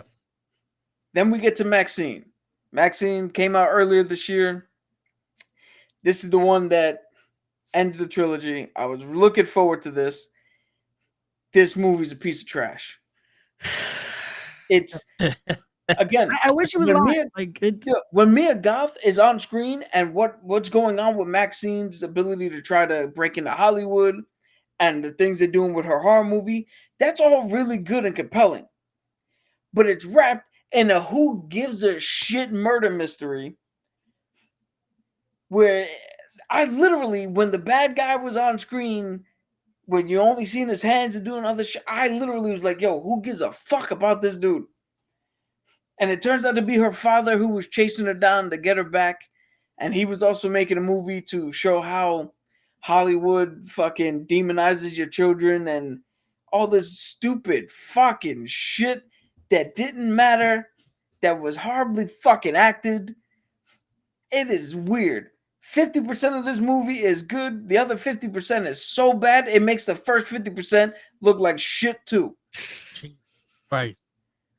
yeah, I was it ruined the other. It's like, how do you do this as the finale here? But yeah, yo, it does this fucking thing where I'm starting to hate myself when movies do this. It does this thing where we, the audience, know what the fuck happened to the main actor or the main character. Yep. But oh no, the main character might actually be a murderer instead of a survivor. But here's where I hate myself, because I know she's a survivor, but the character doesn't act like she's a survivor. The character acts like she's been caught red-handed and is trying to cover it up. It's mind-boggling. Then we get to the other horror movie I saw. So, X, 8 out of 10. Pearl, 8 out of 10, with the caveat that if you want an acting performance of a lifetime, 10 out of 10. She should have gotten a nod for Best Actress. Who's this? Mia Goth. You haven't seen any of her movies, so I can't point her out to you. All right. Maxine, can I say 0 out of 1,000,000? Is that too harsh? Matter of fact, I'm gonna give it a 1 out of 10 because Mia Goth's performance there is captivating shit in it. Her banter and her dynamic with Elizabeth Debicki, I want to say, with the director of the horror movie. That's compelling. That shit to see in somebody who's like, okay, she's coming from the porn world, trying to be a good actress. She's using her personal shit to convey real emotion and her drive to be a star. Like, that shit is really compelling. But the other shit is just so fucking... Dude, there's a scene where she's a porn star. She also does back in the day, there used to be in the back of a video store peep shows where you'd go in, put a quarter, a screen would open up, and you'd watch the girl dance. She can't see you, but you can see her. Yep. And whatever the fuck you're doing is whatever you're doing. In the fucking movie, we see a scene where the killer goes in, pays the quarter, watches her do her thing. He's angry, grips the fucking front bar and rips it off. Then we come to find out later that the killer's her father. And it's like, my man, why the fuck did you go in there knowing what this was and sitting through that just to convey that you're angry that your daughter fell into this life? Yeah, very weird, but yeah. Then Kevin Bacon's character makes no sense. But anyway, we're off that. Not a good movie. Then I saw this movie that was really compelling. It's a really interesting idea. It's called Don't Move. It's new on Netflix. Okay, yeah, that one I haven't had a chance to see. So I'm not gonna spoil too much, just in case you guys want to watch it. Okay. But the acting that the main villain has to do to carry this movie, to sell this movie's premise, he did a really good job. The acting that the main actress doesn't have to do, it does a good job and carries this movie. And for the first time, I could say that there is nobody in here who does something that is fucking stupid. Everybody does something, like all the other characters do things where you're like, okay, if that was me, I'd probably make that move. There may be a slightly different option I would take, but the option that they took is one that you're like, all right, if that's the only option afforded to me, I can do that. Like, there's no stupid decisions in there. The ending is something that perplexed me, though, because the ending, they went to do something, and I was like, okay, they're going for it. And then they didn't do it, and they gave us the ending we got, which, on one hand, was a little disappointing, but on the other hand, it's the ending we needed, and it does make the movie feel complete. So I do appreciate it. I just was more in tune with the other choice that could have happened. This isn't the movie with Halle Berry, is it? No. Which one was that? I have no clue. Remember they were out like looking at the glasses. They were looking at the what? They were in that little thing and the glass opened up and they were looking into the woods and they walked outside. No. That's Don't Let Go or some shit like that. All right. No, this is something specifically that's out on Netflix. It's made for Netflix. Shit. I'd give Don't Move a good solid 8.5 out of 10. Okay. For something to do like on Halloween night, or if you just have a good hour and a half to kill, it's not bad. Nice. We'll definitely give it a watch because we definitely need new horror because I haven't gotten to watch any. This one's more psychological thriller than straight up horror, but it fits in the horror world. Gotcha. And now, for the stunning announcement, Agatha, all along, for the second week in a row, gave an episode that I actually fucking liked. And I think this is my favorite episode. I like it. I'll see you in a bit.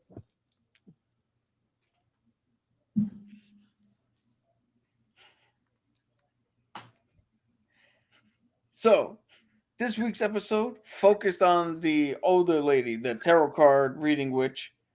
I don't know her name. Sorry. Yeah.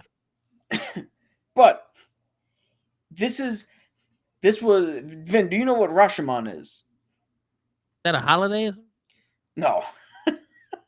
Rashomon is a film, right? Which then became a film technique in which there's a story told multiple times, but each time from a different perspective. So we have okay. Oh, it's like and what was the name of that Point. movie? Vantage Point. Yeah. Yes. Or Hero. Okay.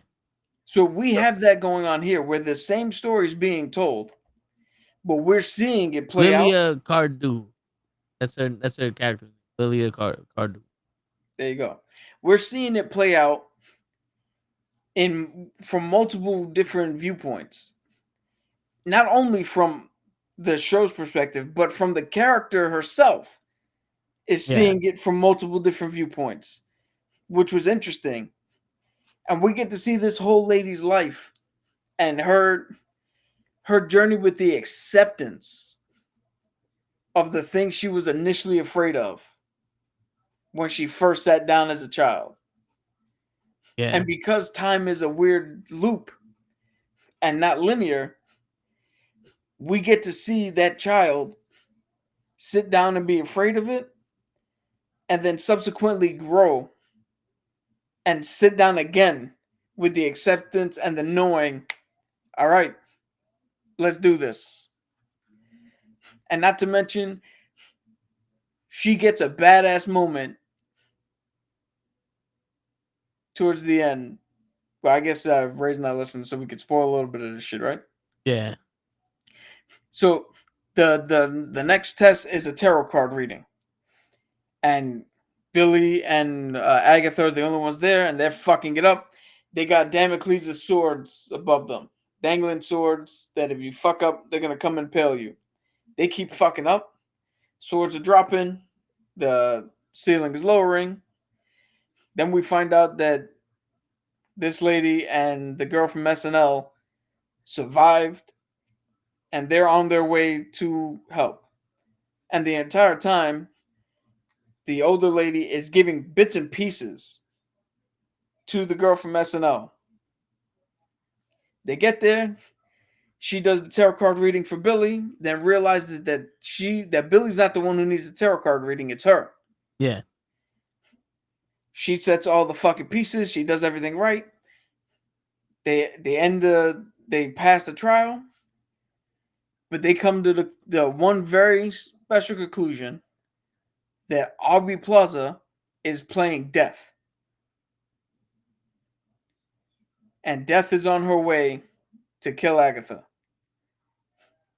Well, now armed with the knowledge that she doesn't make it out of this room, she actually sits and waits for the Salem 7 to come and has this cool thing where one of the cards is the tower upside down. She literally is like, hey, you know what this does? It's the tower reversed and flips it so that the tower literally turns upside down. And now the swords that were dangling are facing up. And the fucking Salem 7 impale themselves as they fall. But then we get the sad ending. And this is what I was telling Ray. You know what? Have you cry at Venom. Because it was emotional to watch her lose grip and fall to her death. Yeah. Because for some reason, this episode was just so... Just her story was so compelling and well written, well acted, and it was well done. The going back and seeing, because there was a moment where they were like, "Oh, we need to do this," and the girl from SNL was like, "Oh, I know, we need to do blah blah blah blah blah. You told me 5 minutes ago." And to see her confusion, because she was like, "How would I told you 5 minutes ago? I just knew this now." Then we go back to see that 5 minutes earlier where she's lucid because she knew shit from the future. And was like, yo, you need to do blah, blah, blah, blah, blah. And when you tell me in 5 minutes, I'm not going to know what the fuck I'm talking about. So you tell me blah, blah, blah. Like, shit. And also one of the things that you were saying that you didn't like when the Asian woman's story is because we came to the conclusion like, they told us the story through the script. Like Agatha and them actually told us what was happening. Where here we get to watch the story. Yeah. And we get to experience the story. You know what I'm saying? Like if we would have been able to experience the story with I want to say she was the bodyguard, right? That was pretty much she was her witch power. Well, she was the fire witch. Yeah, so but I'm saying like if we would have got to see the story with her and her mom writing the shit for like, you know, her protection and all other shit, if we would have came to that conclusion ourselves instead of Agatha saying it, and I think that episode would have been just as strong, or probably maybe as not as strong, but maybe it would have been just as good as this one, because we get to experience it. We get to And- epiphany. Oh shit! Not that's a cool concept, but you told us, so it fucked it up. Yeah, and I think the problem with the other one was the song went on too long. Yeah, because they just kept repeating the same part at the end. Where here, surprisingly enough, I tell you that in every episode I hate, there's 5 minutes that I like. yeah. In the one episode prior to this that I liked, there was 5 minutes that I hated. In this episode, it was 100% that I liked. Oh yeah. There was no 5 minutes where I was like, this is fucking stupid. Yeah, it's starting to get good now, but now we get to the we're getting to the end, because the only person that hasn't been tested was Tommy. But Tommy's not part of the coven, though. No, well, Or Billy. that we know of. You know what I'm saying? That because But they still need the other girl, that- though. No, she got tested in the beginning with the No. She got tested, but the older witch said go with them because they still need you. That's what I'm saying. So it might be his test. Because he thought it was his test when they were doing the tarot card reading. But you know who else didn't get tested? Who? Death. Oh, She's the original okay, yeah. Green Witch. That's true. You know what's funny? Not even that bothered me. I thought that was going to bother me. The fact that they were all Disney witches. Because she was Glenda the Good Witch. Yeah. Agatha was the Wicked Witch. Billy was Maleficent. And the girl from SNL was the evil witch who gave Snow White the apple. Okay. Yeah, it just seemed that didn't natural. even bother me. Ooh. Shit. So, real quick. Hernandez from the Dodgers, he just foul tipped the ball and it bounced off the ground and went up the ass of the back catcher for the Yankees. You just see the back catcher jumping up and down like, oh no, oh shit. He just we ain't going nowhere. Yeah. But I agree with everything you said. I think this is one of the best episodes of the series. Hopefully it gets better from there, and this possibly could have been Rogue One. Because this is literally no consequence to anyone. So if they kill all these witches, it doesn't fix anything. Yeah, it doesn't affect you. Yeah, so but all right, let's get to the Penguin. Let's get to the Penguin. Wait. You gonna sit out for the Penguin also? All right, let's get to the Penguin, and then we'll talk about the X teams. Because Ray was late and we had to wait for him, and he's muted. So everybody on Spotify, he just said fuck. Yeah, he clearly just put on this thing and said "fuck you" for being late. Word. All right, he so does whatever the fuck he wants around it. Word. Shit, we're not trapped in here with him. He's trapped in here with us. All right, yeah. So Penguin, we said last week the episode with the Hangman. For all but the episode with the Hangman was crazy because they showed how she became the Hangman, and she's technically not the Hangman, but all that other shit. She kills her family. In this one, we get to see Penguin coming into his own, and I want to hear from you, Cap, because you made mention like this is a show I should be hating, but I like this fucking show, and I know why you say that because you don't like bad guys, but this show is making you really not invest, but like it really knows how to make you root for people that you shouldn't be rooting for because they don't emphasize the bad guys. Yeah, so my thing with bad guys like Tony Soprano, right? Because let's use that because that's the closest to this Penguin show, right? Yeah. Tony Soprano, they try to humanize him because he's the protagonist of the show. He's the character that you follow for the show.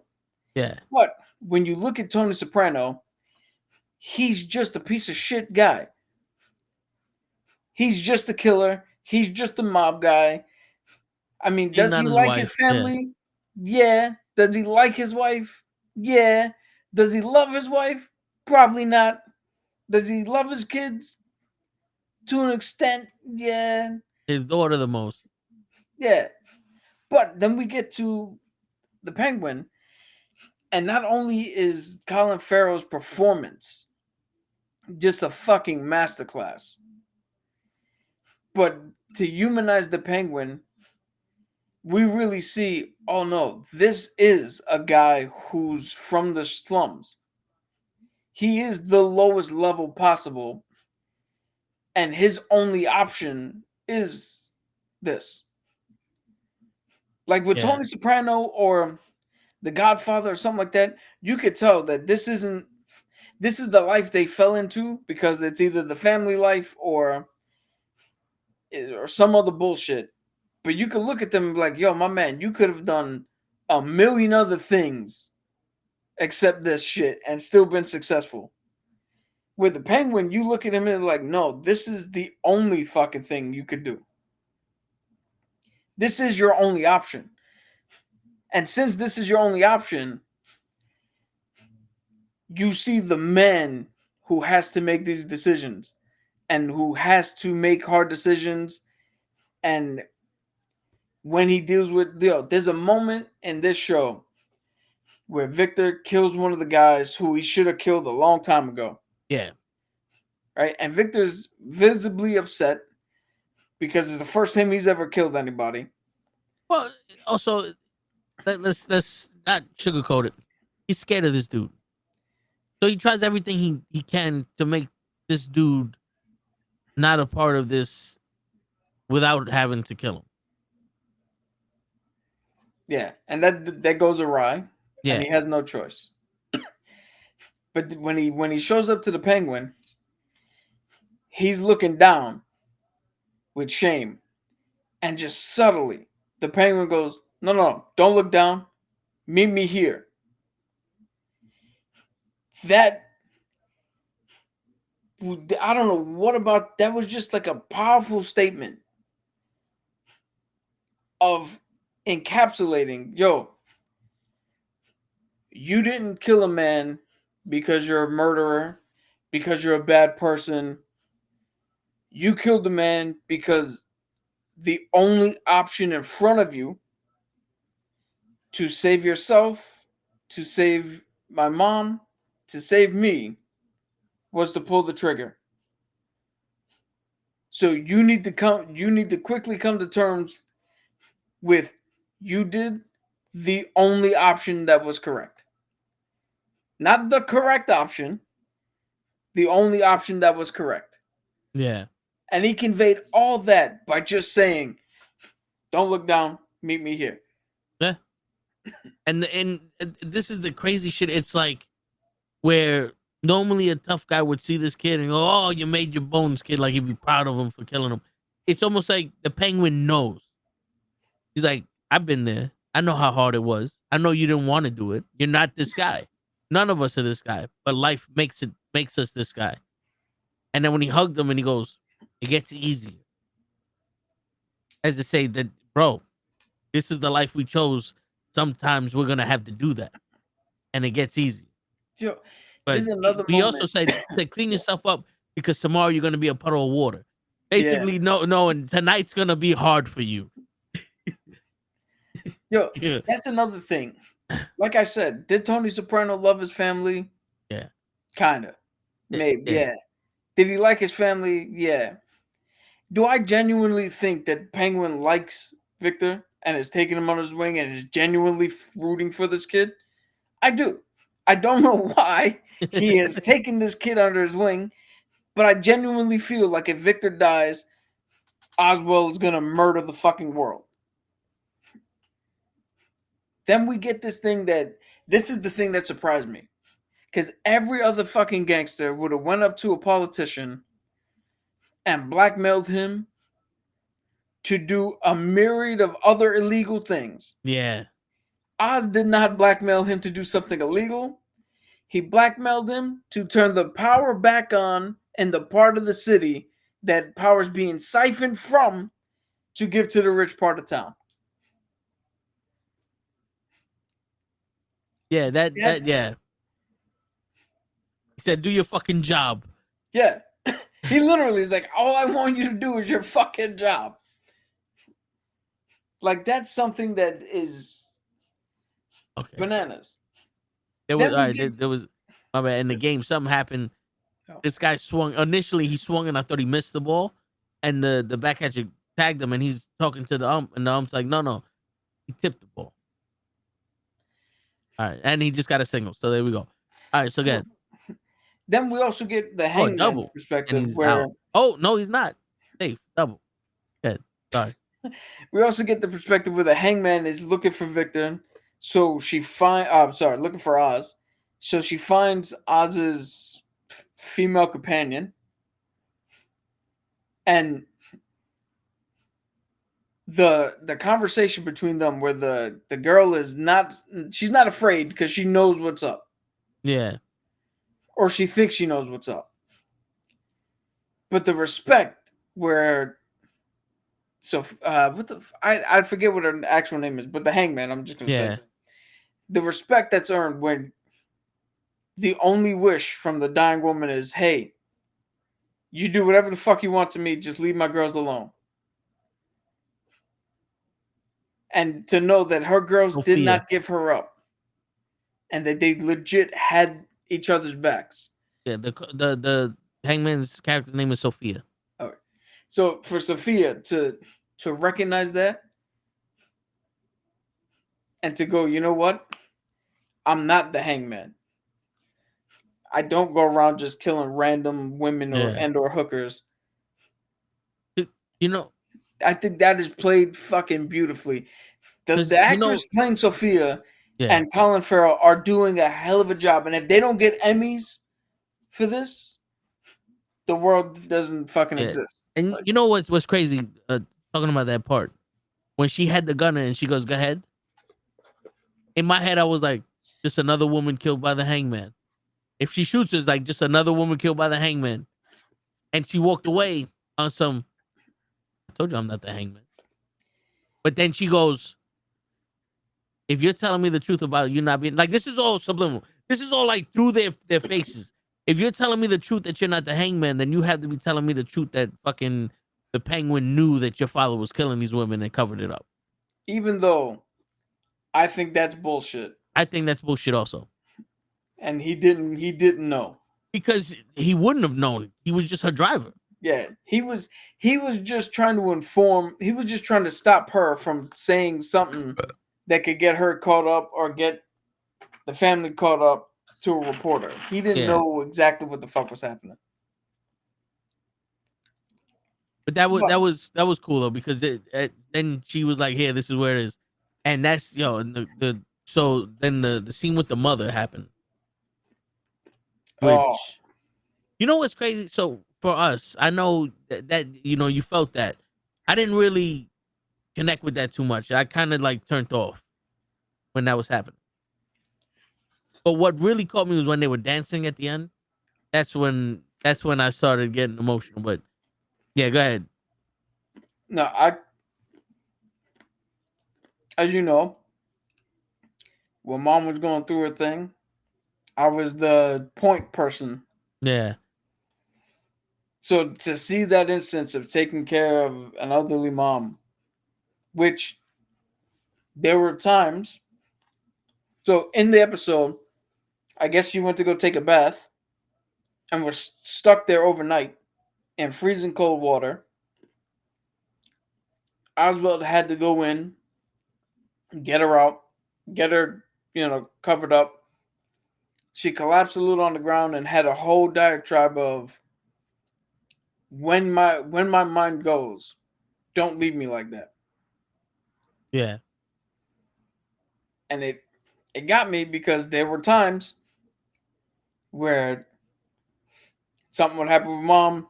I'd have to rush into the room, cover her up, clean up whatever happened.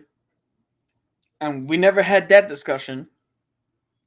But without bringing up old shit, we know what happened at the end. Yeah. So it was just a little too close to home. a little Yeah. too raff I hear you. for I hear me. you. But it's been enough. It's been enough time that I'm able to watch it, without totally reliving the whole thing. Yeah. I'm able to give it enough distance to. So while that's happening, we're gonna switch over to the Penguin and his speech to the other gangs and the Koreans. Oh, sign me up! I was ready to fucking be like, you know what? You're right. I'm on your side. Yeah. And it shows the thing is like, oh, you turn your back on everybody that blah blah blah blah blah. And he goes, yeah, who gives a shit? But it was one of those, who gives a shit? I did it to get where I'm at. And now I'm standing in front of you fucking people. They don't even know our names. Yo, you know how? Because when he first said that, I was like, yo, that the balls for him to be like, yeah, I turn on everybody. Who gives a shit? It finally dawned on me as I was sitting in here. That didn't take balls for him to say. His whole speech was, they have one thing, we have the scraps. Yeah. And when he turned around, and was like, yeah, I betrayed every one of them. Who gives a shit? Because I betrayed them. Yeah. I never betrayed any one of us. And he also I said have that a code. Yeah, he also said it. He goes, "You were the longest family here, but you can't retaliate because they got more people, and you fucking people over here, no one's taking you serious because you're women." And then he's like, "The Koreans, you're always fighting these motherfuckers, and then you two are fighting all this goddamn time." He's like, the politicians are sitting in rooms. They don't like each other, but they know they need each other so they can get shit done.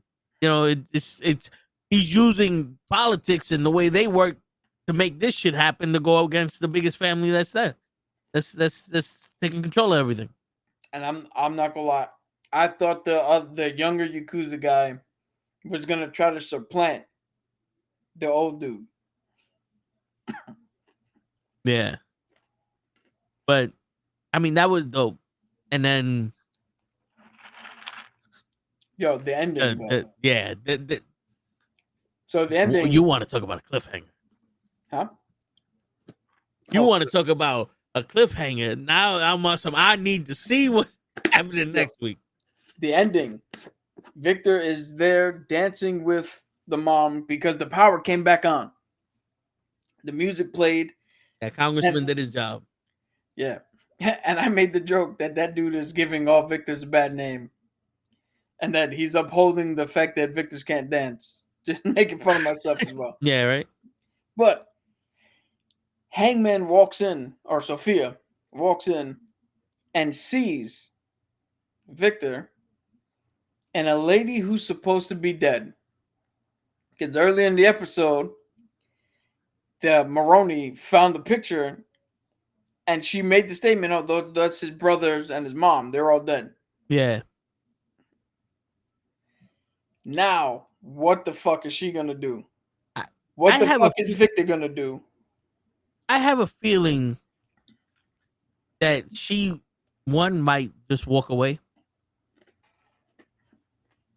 Or two, play the fool. Like, try to, like, fucking... What just happened? Get good. I don't know. Yeah, I'm behind him. But, like, try to play the fool to get good where, she's not a threat yet. Because I don't want to just see straight out she's... At the beginning of the next episode, they're both dead. Like, fuck. You know, I do want to see that, and I'll tell you why. Because then that makes the Penguin. Yeah, we need something. We need something to fully galvanize Oswald as the Penguin and push him over the edge. And for him to have finally 7-4. For him to finally gathered everybody together and to come back on a victorious note, but to see that his mom and Victor have been taken out, Now that puts him squarely on the front lines, And now he ready had to nothing. grasp the rings, and he's not sending his pawns out to die for him. Because this whole time he's been playing from behind the line. Yeah. We need to see him get in front of that line and do some shit. Yo, That makes when him he the did scariest. when he did that in the what was it, the last episode?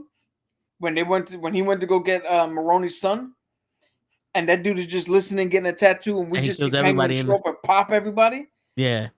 That was some badass shit. That was some badass. And we need that to become the fucking Penguin. crime Yeah, lord. okay. Hey. So that's the only reason why I want to see that happen. I get it. I get it.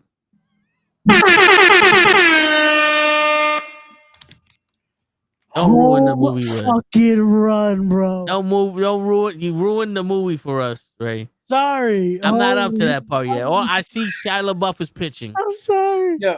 I'm Spoiler fucking alert, I was gonna watch this game tomorrow. Word. So yeah, sorry. now Holy fucking we have a shit. little bit of time left. We're in overtime. Forcing fastball. You wanna hit 3-run it? home run. Officially now, 3-run home run. All right. I just want to point out to y'all motherfuckers, your sports podcast is mañana. I know, but it's 4 like, to bro. Bro, we thought we were done. At least I thought Who was we? done. Bro, you didn't Who's think we this were done? we shit? You didn't think we were done? No, He's got a we're mouse not in his done pocket. until we are not done until the World Series is over. I grew up. You can be losing 23-1. If it's the ninth inning and there's no outs, we got a chance. We got So 3 outs to score 27 until runs. they give the motherfucking trophy to the Dodgers. Yeah. This shit ain't over. Gotcha. You didn't see the pregame where they gave the trophy to the Dodgers. Shit. Holy fucking shit, bro. This shit ain't over. Shia LaBeouf is gonna fucking cost another home. But anyway, No, all I right. hope So, so. Shit. yeah. No, I hope Shia LaBeouf shows up to Judge and just do it. So Yeah, someone needs to tell him to do something. I wanted to just get the X-Men. The Okay. X-Men, X-Force, X-Factor. You said there was another X scene that I wouldn't know about. Yeah. I want to know, one, why are they X's? Okay. I know X-Men was Xavier's men, but I didn't know what X-Factor and X-Force and all those are supposed to be. And then, like, where'd they come from? Yeah. Cool. I got the scoop on all of it. Unless right. you have this, unless you No. saw something. No. Yeah. So, the X-Men books were dying out, and they did a whole thing where they were like, all right, let's do the New Mutants. And they literally did the New Mutant class, and it brought the X-Men back to life. But then then that started dying out, and they wanted to keep the team, but they wanted to bring back the original X-Men. So they had Cable come in during the Apocalypse storyline. Okay. And Cable took control of a team, which they called X-Force. And they were like a CIA hit squad Okay. that were formed to stop Apocalypse. Then there was a whole other thing where Cable died and the team fell apart. Then they came back. In the 90s, Rob Liefeld took over the drawing with some other people. And that's the X-Force that we kind of all know.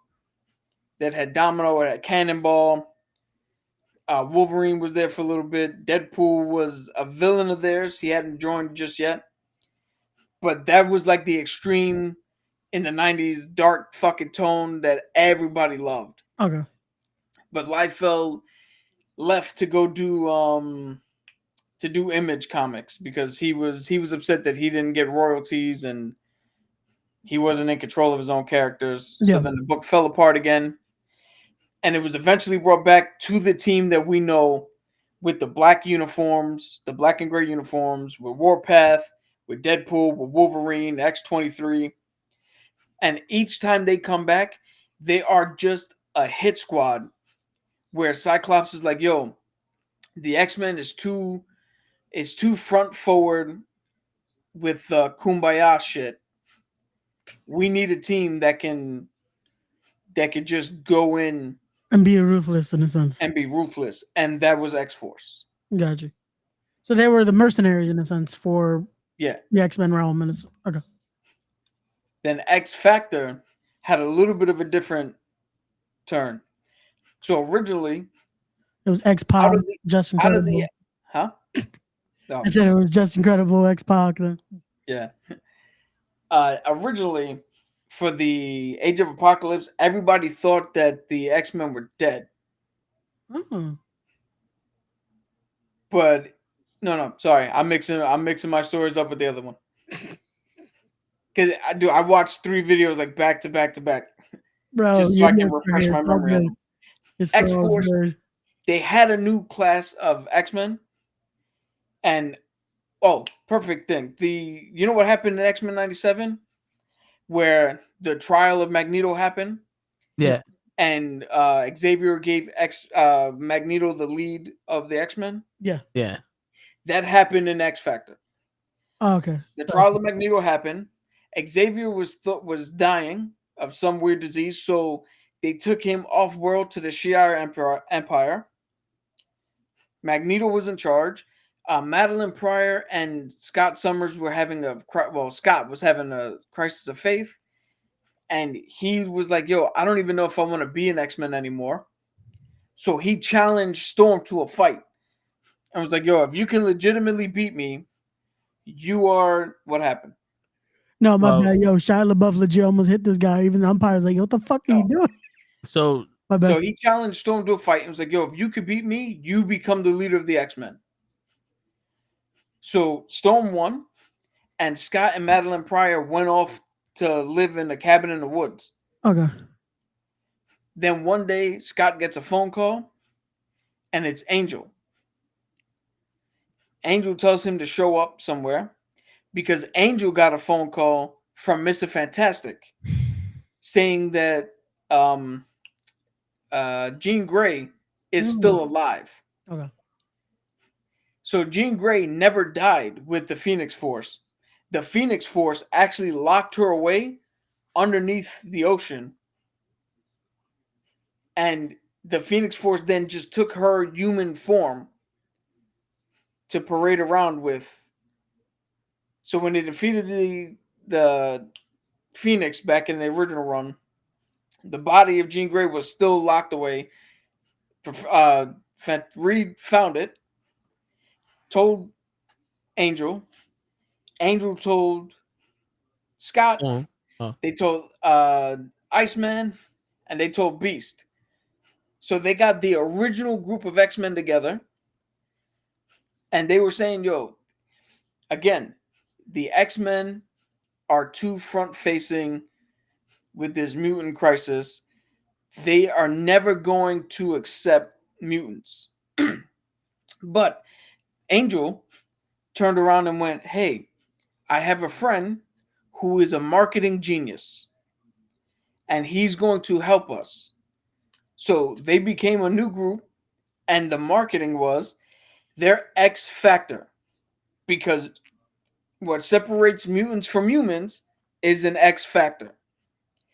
So they would don costumes where they're unrecognizable, and people would call up and go, "Hey, I think we have a mutant here." And X Factor would go, "Fine, we'll come and deal with them." And they would make it look like they were taking out the mutant threat. But all the while, they were actually like, "Hey, come with us if you want to live," and ushering these mutants to safety and bringing them to the school. Okay. And that was the original team of X-Force, which I think then became an offshoot with Havoc and Polaris and other people joined once the original guys got sent back into the X-Men proper. Gotcha. But that's the X-Force, or that's the X Factor. It's essentially another version of the X-Men that were spun to make it look like they were against mutants, but they weren't. Okay. It was a facade the whole time. Yeah. Gotcha. Okay. Gotcha. Then the third one that I had was Excalibur, Oh, I never heard of that one. Okay. but you have. Okay. Yeah, You Britain have is heard of AEW. Captain Britain. Captain Right. Britain. You've heard of Captain Britain, Brad Yes. Rock. You've heard of That's the guy that they Psylocke. won. Henry Cavill to play. Yeah. Yeah. Okay. You heard of Psylocke? Psylocke. Yes. That's the dinosaur. No, Psylocke is the girl with the. She can use her telepathy to make purple blades. Okay. Yes. She was a nun, Olivia Munn Yes. in Age of Apocalypse. Yeah. You heard of Kitty Pryde. Yes. You heard of Nightcrawler. Yes. So what happened was Is it raining? Yeah, it's raining. The X-Men or Marvel wanted to reach a more broader audience worldwide, and they weren't hitting in the European market. So they had Chris Claremont come up with a team for Europe, and they came up with Excalibur, where they made Captain Britain and Psylocke.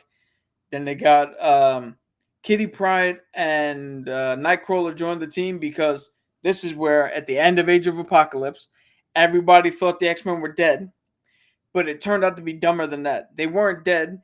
They just weren't visible to the public unless you were looking directly at them. What? Yeah, so if you weren't looking directly at them, it's kind of like Forget Me Not. If you weren't looking directly at them, to your perspective, they didn't exist. They all died. It's But the kind minute of like you saw that. them, you're like, oh shit, I thought you were dead, my man. Is that X-Men? And like I was with you guys the whole time, but you didn't know I was here. It's similar. It's similar to that. Okay. And Kitty Pryde and Nightcrawler were dealing with their own shit and weren't in the battle with Apocalypse. That's why they were still alive. You know, so Excalibur is just a force. It's essentially the X-Men in Britain. It's the Britain division. And they've had various members and shit like that. They really didn't have too many major storylines or big things that happened with them. But you said a call for all X teams, and Excalibur is one of them. That's where Kitty Pryde gets her fucking dragon pet from. Oh, okay. The more we know. Yeah, right. No, that is cool because it explains why there's so many different variations of it. X Factor I had heard maybe a bit of, but I never knew like what it actually comprised of. That's interesting. There you go. Good. All right. Your learning segment of the day, ladies and gentlemen. There you go, and that's the history of all the X teams. There you go. Yeah, it's a brief summary. Or hold on, let me use a word that Show would love. That's a brief summation of the 3 other variants of X teams. There you go. So and Ray, yep. I don't know what you're gonna be late for. Well, I am gonna be late tomorrow, unfortunately, but I will be late, unfortunately, to talk about sports. As tomorrow we are back with another edition of Knucklehead Sports, as we'll be discussing the ongoing series of the Yankees versus the LA Dodgers in the World Series, as well as NFL Week 7, I believe. Are we at 7 now? Yeah. Yeah. As well as more. Thursday, we're back with Wrestling with Knuckleheads, as we'll be giving our predictions for Crown Jewel, as well as talking about what happened last week on SmackDown, and more especially. Are you guys gonna be talking about the one thing I'm excited for? Which is NXT in the ECW fucking arena? Yes, and I'm so pissed off because we thought, at least I thought we were going to be able to get tickets because of someone there, and yeah, those shit sold out that even they don't have comps. That's how you know they sold out. They have no comps at all. But yeah, we'll be talking about that on Thursday as well, talking about the sellout as well as WWE ID. Is it good for the indies? Is it bad for the indies? We'll be discussing on Thursday. Independent development. Yes. And then Friday, we are back with the Toe in the Show with Ray and Gigi. Without Gigi, because Gigi will be there via satellite as she is going to be at a wedding. But till then, ladies and gentlemen. Time out. You know, I got to call shit out here. Okay. It's the Toe in the Show without Gigi, with Gigi, but without Gigi. But Gigi's gonna be there. She's gonna be in the chat, possibly. She's there's more likely that she's gonna be there than Show. And Show, yeah. Because Show has been off all week. Yeah. I will not be late on Friday. I can say that. I will not be late on Friday. Neither will I. Yeah. Ray's not gonna be late if you start the podcast a little later. No. Yeah, right? Friday is the only day Started I at do not 11. have a podcast at 9. I will be there on time. We will have a good time. So don't miss it, ladies and gentlemen. This is why you have to like, comment, subscribe, all that good shit. Tell And you know what? There's a few things. One, I'm working on character creation. Hey. Because you know how we normally play D&D? Yeah. I had signed up years ago for something called Tales of the Valiant. It's a D&D offshoot. It's a similar game. Okay. I want to try that out. Nice. So I'm working on building characters for that. Cool. And I might just be dumb enough to shoot a couple of fucking commercials. So if there's ever some Dead Space shit, you can just pop up. And since I say dumb enough because we don't have any fucking sponsors. So it's not like I can do brand fucking deals. So hey, fuck it. They don't know that. We'll just commercials commercialize for something. stupid shit. We're sponsored by this remote. They're not paying us, but we're somehow sponsored by this remote. That's it. But yeah. On that note, this remote, when you want to change the channel, use this remote. There you go. And on that note, ladies and gentlemen, it's your friendly neighborhood knuckleheads signing out with this remote. Peace, everyone.